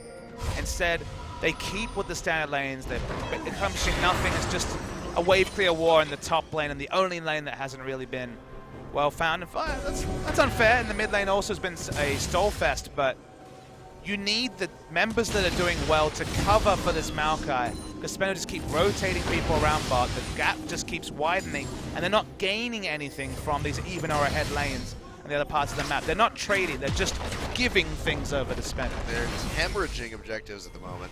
You can see this tier 2 at the bottom side getting ready to get going as that next wave comes through. And Crazy, I can't even recall it as own base. Ah yes, the Ryze proxy farming at the inhibitor turret. It's 18 minutes. This is just a disgusting game from the side of Speno.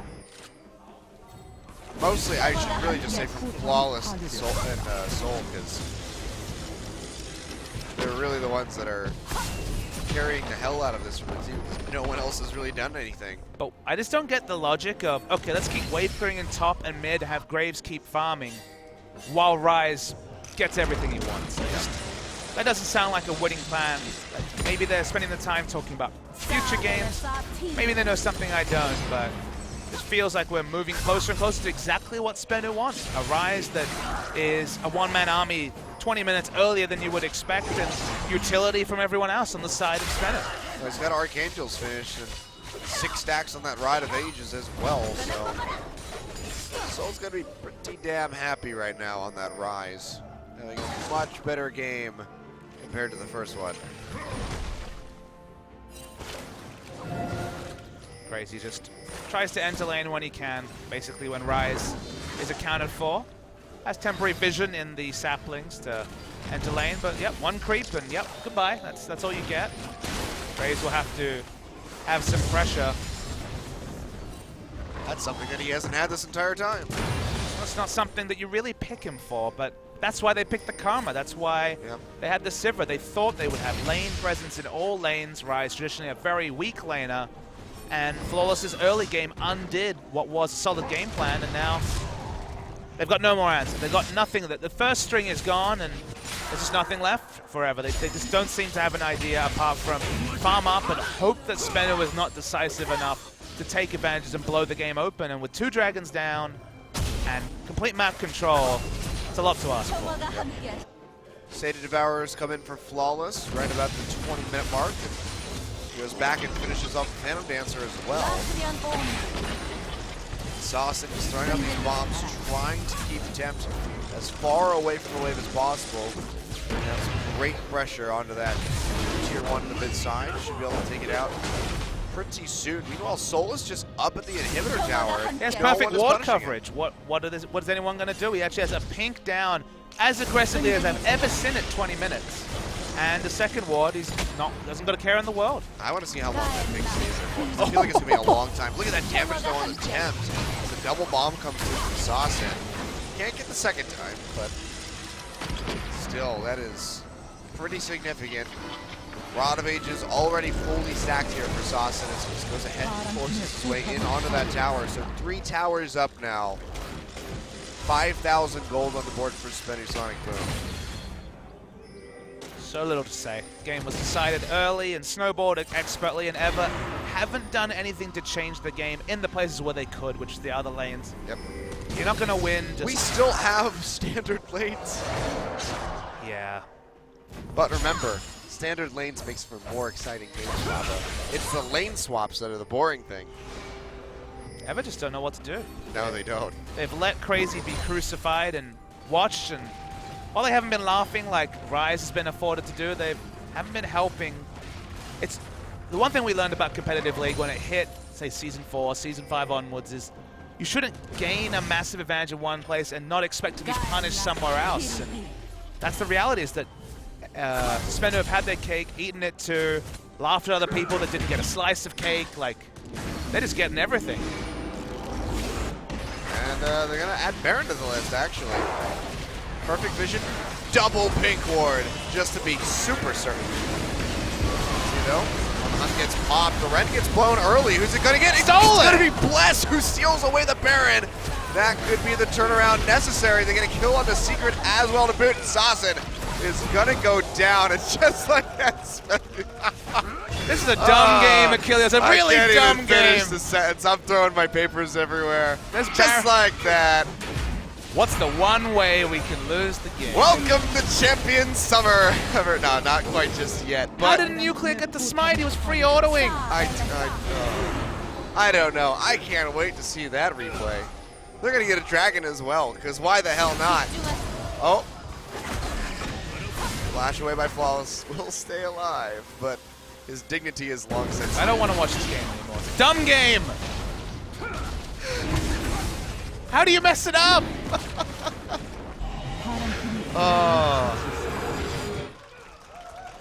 The fans are happy. Those are the Ever fans, just to be clear. Yeah, they're like, thank God something went correctly. So let's watch the replay of Nuclear free autoing. All right, and he rends at 1200. I don't. Why did he rend at 1200? You rend after the smite. I don't know. That was just terrible. By and then some people die, I guess. And then and then it all just starts unraveling. My sanity also unraveled. Yep. I second that. Well, and just like that, 900 gold separating these teams. What 900 gold? There's a gold lead forever. No, it's a tie. I'm sorry. It is a tie. Certainly feels a bit like a lead. And this is this is what happens in some games, right? Is that one team does everything right, and then gives that little, and it shouldn't have been any chance. And Remember, then they this do was everything wrong in a period of 5 seconds. How could Flawless and Nuclear screw it up that point? They had a level advantage on the jungle, at least even levels. They had Smite and Rend. They had it down low, but the miscommunication was clear. And all the hard work, all the laughing in lane. Looks like only one team's going to be laughing today. It's not Spenu. Spenu, they're like, you know what? If we're going to get relegated, guys, if we're going to get 3-0'd, we got to give a shout out to our boys over at Dignitas. Let's go throw at the Baron. Wait. How did Dignitas do in the end? Did they win? Did they win? Did they stay in the league, or did they get relegated? They got relegated. Well, your peers in America, they understand, Spenu. They understand.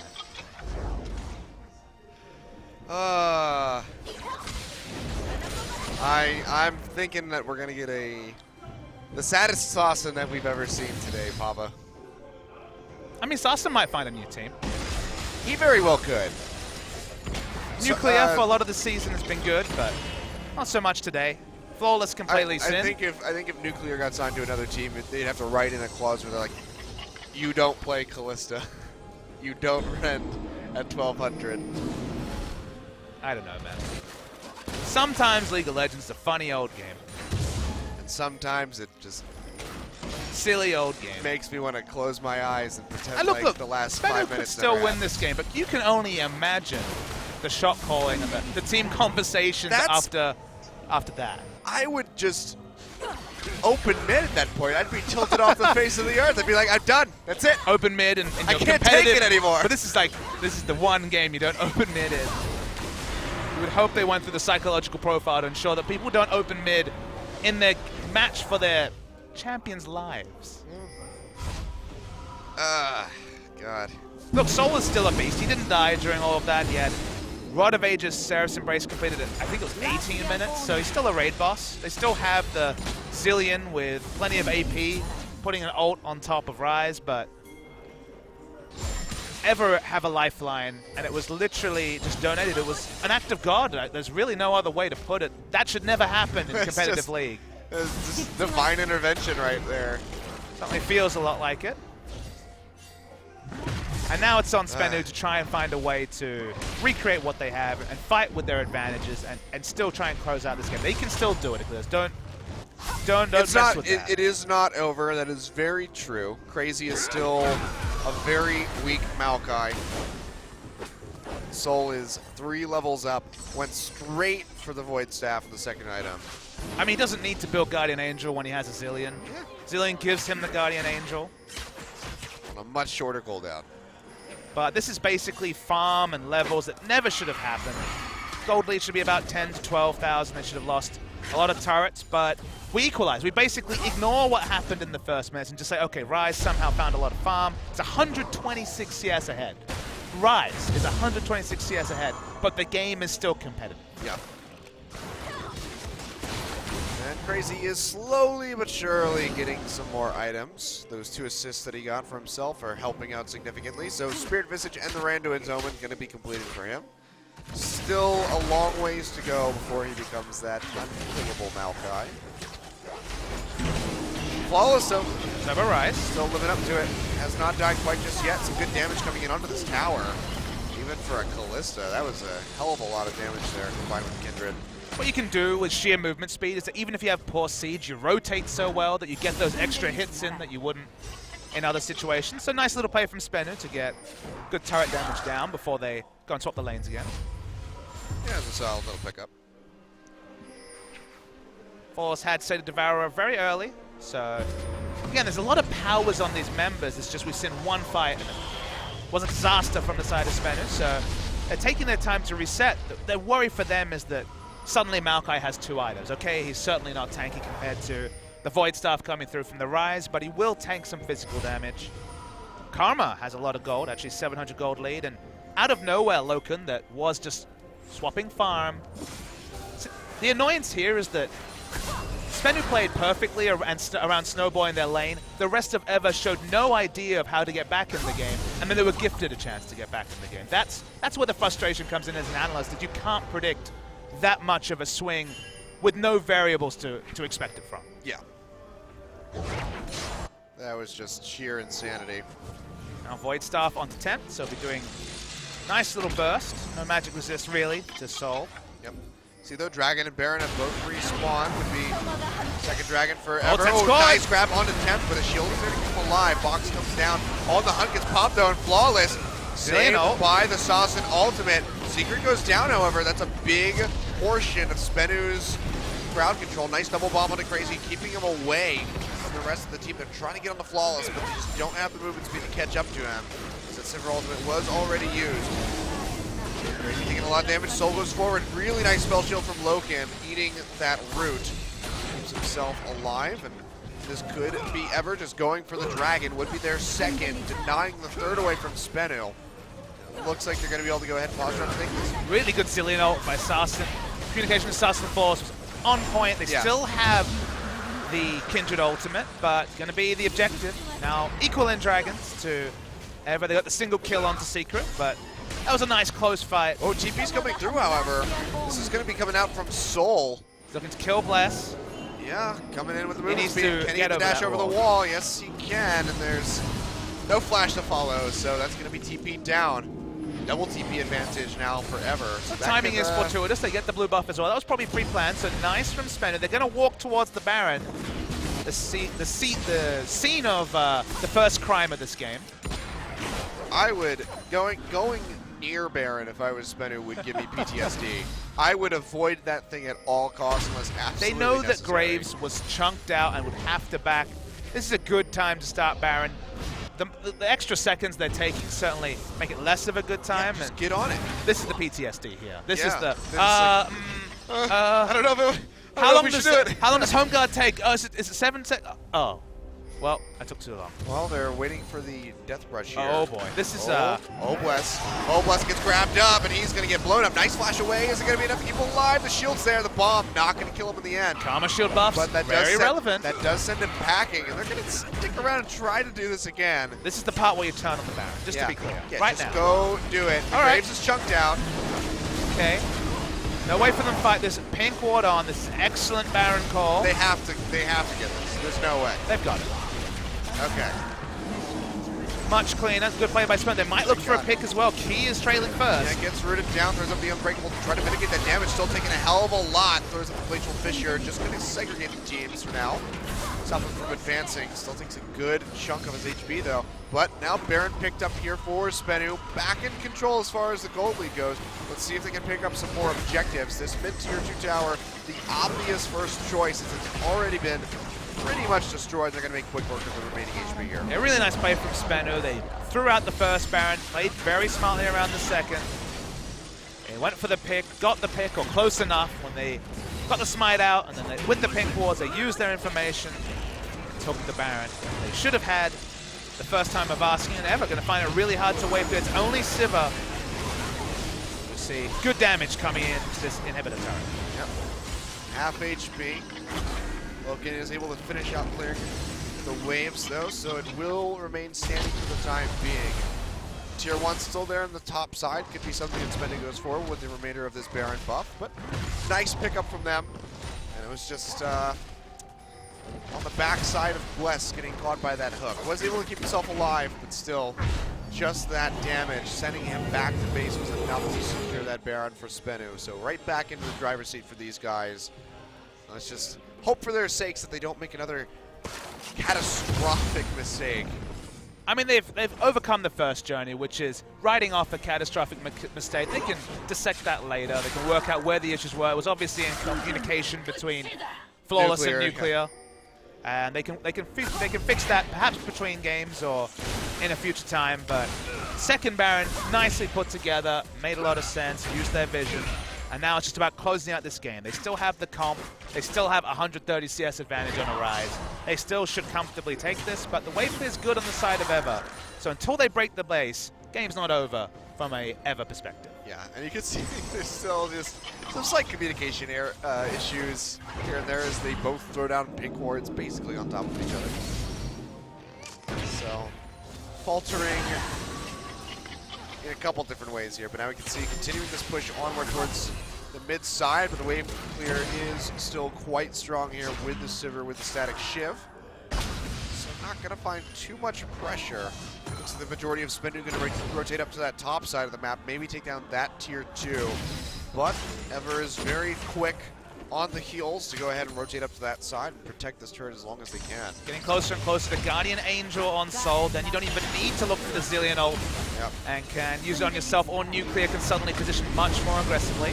Crazy going in on the Soul. That's going to be face calls. They throw him in. They play him into the box as well, and he goes down. That's one of the tanky frontliners gone away from Ever. Now a 4v5. And this should be the inhibitor tower going down on the push. If they decide to stick around, looks like Spenu might decide to play this a little bit safer as Flawless has recalled. 40 seconds on the timer. Crazy will have teleport. Remaining members are sticking around. They still do have the Baron buff here. They should be able to get through to this tower. Soul doing his best, leverages half his health for half the health of the turret, which is a good trade for him. Still 20 seconds on Crazy. Yep. Flawless has rejoined the team, going down to that bottom side to just keep the wave hard pushing in, it looks like.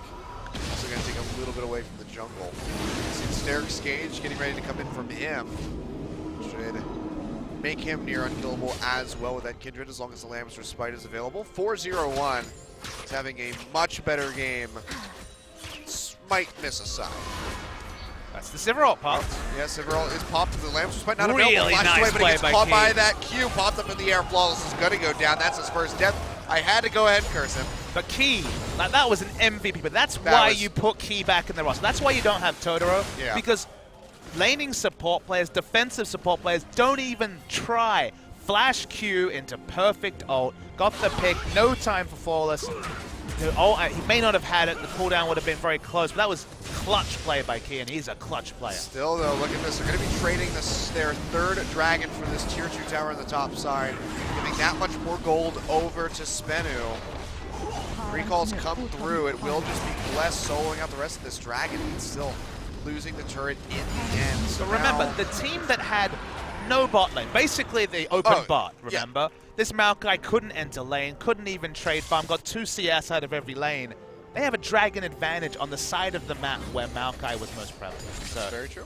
that is more than you could ever dream for, given how the first 10 minutes went. And if we don't see Speno able to close, if they don't break the base, this could be relevant win condition forever. Yep. I mean, free Baron and kill was about the best we could ever hope for. This is just a little cherry on top here forever, but still, Spenu, 6 turrets to 3, having that map control, having that gold advantage, are still in a very advantageous Gold advantage position. for Loken in particular. That is insane. He was just felt like he was just trading Look CS at the gold for the advantage for longest time. Soul. He's almost 5,000 up. See, that one was a little bit more expected, obviously. Oh, sure.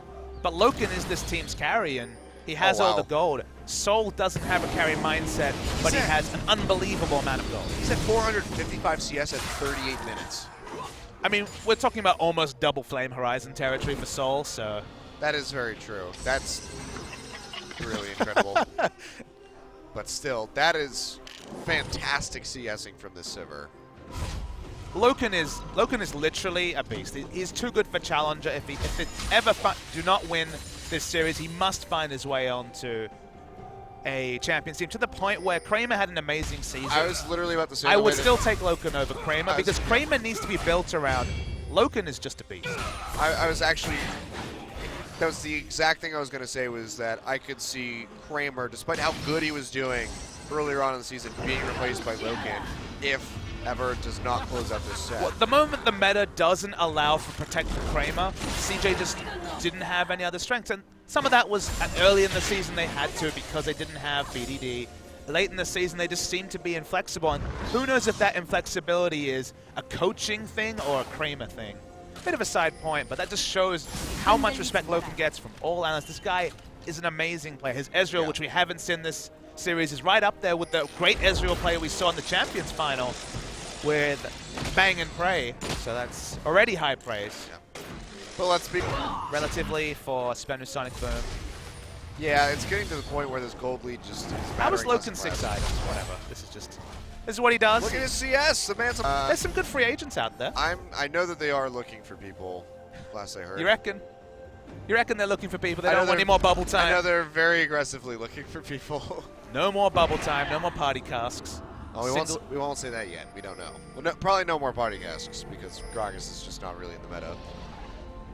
Huh. We saw how well that went for Blast. Small lead, relatively, for Spenu Sonic Boom.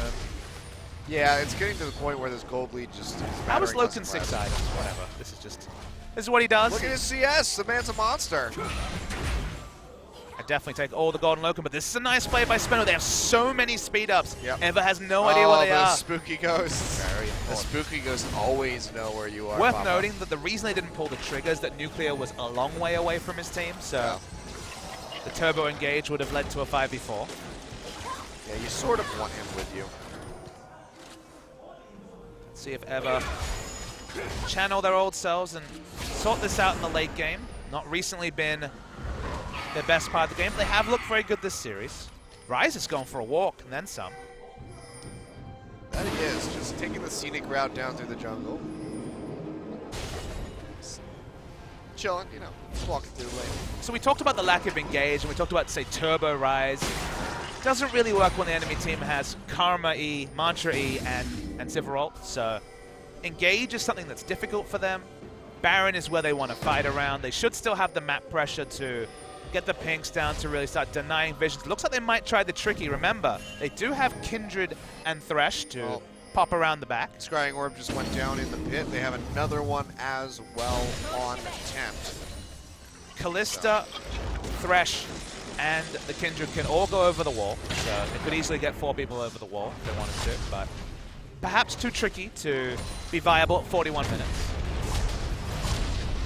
Maokai's got 3 items, so look, he's getting more and more like a front line. No Trundle to shred his stats, so we'll get the full value out of that. Yep, Negatron Cloak coming in as well on top of the Frozen Heart that he has most recently acquired for himself. You can see less than 4,000 gold now of a lead here for Spenu, and at 42 minutes just about, that is not going to get you too much as far as an advantage goes to the gold. It's really going to come down to teamfight execution here from Spenu. If Sasim can start landing those double bombs, with this build that he's got for himself, he will really destroy most members of Ever. I mean, he's Rabid and Deathcap, Looted Zeko, Rod of Ages, Void Staff with a Morel and Abagon. That is a very scary Zilean if you can land that combo. Ever still need to keep these puzzles. They've had vision denied around Baron multiple times. They're gonna start this one up actually. Strangor comes down though, they spot it out, but look how much damage it's already taking from that Sated Devourer on the Kindred. Bless being chunked out. It's what led to their previous Baron, but... Yep. Taking down Bless leads to Barons. Who knew? Gonna react. It's gonna be interesting. Yeah, Baron has been all the talk of this game. Yeah, this thing is getting melted, and of course the red stacks are there. Flawless taking a lot of damage though. Amateur Spite is available should he need to pop. It looks like he's gonna go ahead and pull the Scuttle Crab back off. Have that consistent vision. We're gonna have to see. They're gonna have to try the Baron again. They're really out of position for this mid lane turret. They're gonna have to start. They do. We'll once again see a turn, but they do have the Baron damage. That's the thing, Achilles. Yeah, it's getting worked down. They should be able to take this one away, and they do. The Ren comes through. And that's going to be the Baron going over. A lot of AoE damage. Their second one, the box comes down. Crazy goes forward, finds Soul for the root. On the backside here comes Key. Trying to find the pinch. Secret going to be the first one to fall in the fight. Crazy goes back in, locks down Soul yet again. But that's going to be the Zilean ultimate coming across. Sif is doing so still much damage. Available. Soul getting locked down yet again. Lamb's Spite drop. Flawless and Soul both solo. All members of the team going down. But it looks like it's going to be Ever coming out on top. Loken still a very healthy Sivir coming back in, but Nuclear almost taking out Crazy. Soul goes back in. Can he get tempt? Yes, he can.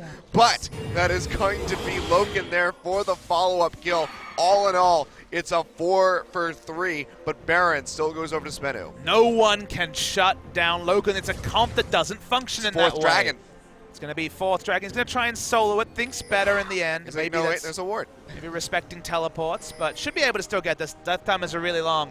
There is no threat onto Loken. It's not a comp that can do that unless Ryze gets a burst of damage. Just watch Loken in this fight, because he is the one who's the big benefactor. Got a very quiet laning phase, farmed up. But the crits coming through from the Ricochet bring so many people low. Just wait for the Lamb's Respite to be channeled and you'll see Loken with the shields, with the full health. Lamb's Respite, every one of those crits would be a kill if not for the Lamb's Respite. But Loken leveraging the gold better than Soul, and that's what's going to happen when one player has a carry mindset and the other one has been a tank top laner for the whole season. Yep. Great play coming out here from Loken, who is almost 100 CS ahead of the standard par. You don't usually have optimism about your top laner only being about 150 CS behind, but good on you, Crazy. You're keeping it less than 200. No double Flame Horizon anymore. And GA, if the GA comes through, okay, it's not item caps, but... I mean, he's got a massive wave that he's grabbing right now on the top side. That might be enough to give him the GA. I haven't seen his gold figures in quite some time, but again, fourth Dragon now picked up forever. Fifth Dragon looming on the horizon in about 5 minutes. That could be the thing that really just solidifies a lead here for these guys. They've been falling behind in gold, but again, it's not really a gold value that... Look at this, Loken. I mean, you know a team is 80 carry focused where multiple game keys like, I'll just buy Zeke's because this guy's the MVP. I mean, it's just free mana constantly on the Ricochet. 40% CDR, 90% critical strike whenever Key is around him. Yep. See, he's just a very scary Sivir. I want to see if he's going to sell the Static Shiv. He sold Static Shiv in the last game to go for the rapid fire. He doesn't have boots. Let's point that out. Oh, you're right, he doesn't. He sold those. Yeah. Well, Okay. I think he sold us for the ball? no, he had the maul before. I'm actually not did? clear. Okay. It's been a while. Maybe it was a second attack speed item. Perhaps. Second zeal item, but when you have Karma and Sivir, and the fight's going to be in burst, he's going to be much worse at rotating around the lanes, but they have double teleport. He's a Trinity Force. It's Trinity Force instead of boots. More burst damage. Wow, that's an adaptation. Interesting also, no Last Whisper item. Yeah. Full damage, he will. But to be fair, it's been working. There's no real like true Guardian Angel, frontliner. Guardian Angel, Chain Vest on Thresh. The locket, like, It's but crazy that this is relevant, but the team comps, we talked about in the pick and ban. Thresh needs to be a frontliner. Thresh is not a frontliner. No one is a frontliner to 6 damage item Sivir with a Zeke's in the back pocket. Like, just no one can do anything. yeah. That's just disgusting. 434 AD, we said already, 90% crit, 40 CDR, 127 magic resist. Not often that Sivir is the raid boss in a game with late game Rise. Well, it still has potential because the Rabbidan's Death Cap is the final item for Soul. Pushing out all of the damage. No Mikhail's Crucible from what I saw, so that may be relevant. Does have QSS and Spell Shield, so you know it's coming later though. No, I think. There was definitely. Oh, there's a Mikhail's on Secret. Ah. That's the one that I'm thinking of here. All right, this is so exact. Wait for that ult to be popped. The moment that you hear Sivir yell in this game should really hit the crescendo it's been building up to. Scare the hell out of you is what it should do if you're spinning. You can see though, Crazy coming in on the recall. Big wave though. He needs to leave though. If 3.5 seconds is enough for someone to die, and whether that picks basically an anyone from Ever, they will lose at minimum an inhibitor turret and an inhibitor. He has a ward that he can come into on the flank, coming directly behind the enemy team. He's going for it. Yeah, he Go is gonna time. Go for it. And it's on the hunt coming through. Secret already chunked out. He's going to root him and Nuclear. Goodbye. Almost going down. Goodbye, That's going to be the everyone. Zillion ultimate coming in time. Lambs are Smite down, trying to keep them all alive, but they're just getting melted out by Loken, who's doing so much work on the Sivir. Already going to be, I think, a triple kill coming through. Can't get the Quadra in the end. But my God, so much damage, and that is just opening up the map. Could that even be the game It here? could be. Remember, Sivir is very slow. He actually needs Karma to come back to him and help, unless the rest of the members can end the game. They do not have the inhibitor turret. Still 40 seconds for any wave clear. Nuclear is a long way away. I think they might have it. I think they really might as well. Well, Loken's here. Yeah, we can see the Trinity turrets just Force will melting. rip through these turrets. They're going to do it. They're going to win right here. Ever, despite being down this entire game, are going to close it out here at 49 minutes. Welcome, Ever, to the LCK Summer Split. They take down Spenu Sonic Boom 3-0. So well deserved for this team, and what a win it is for them against the same team that denied 2015 Ever from making it to champions. Everyone prayed for it. Everyone asked, wait, is there any way to get this team into champions? We need them there. Well, guess what, Achilles? They're there now. They are indeed. These guys came out swinging, especially in that second game, faltering here early on in game 3, but still closing it out really at the hands of Spenu's own failures. You have to call a spade a spade. They didn't falter. They were surgically disseminated. Crazy had no role in the game. 3 levels down, no items, got 1 CS every couple of waves. He was a complete non-factor, but in one move around Baron, much worse than any play I've ever seen Dignitas make. The Smite, literally flawless and Nuclear's fail, started this ball, and this ball of moss, it gained that moss so slowly that we thought, okay, still going to be a steadier, it's still almost a double flame Horizon Rise, but in the end it didn't count off the back of Loken. He got the early farming phase, he picked up the extra CS, Soul with extra gold, and Loken with extra gold. You take Loken 10 times out of 10. But this is a sad day. It is Spenu, the Prime organization. They've been around for a long time. But 1 win in Champions last season, 2 in this season. They were looking better, but you have to really welcome Ever and think that they will be just more of a force in Champion Summer than Spenu ever could have been. Absolutely, and more of a force than some of these teams that have been in for a very long time. Look at Samsung and how much they faltered. CJ Entus as well. Ever could be the team to overtake them and maybe become the new Africa. 3-0 to EVER was exactly the opposite of basically every prediction I heard previous this series. Everyone was surprised that Spenu chose EVER because EVER was the team that won. EVER and MVP, very close 5-game series, just snuck out by EVER in the end. You could have chosen either. Spenu went with EVER, and this is what they got. And now you have to wonder, with this win here from EVER, what is going to happen tomorrow with MVP versus Kongdu Monster, the team that was definitively worse than Spenu Sonic Boom.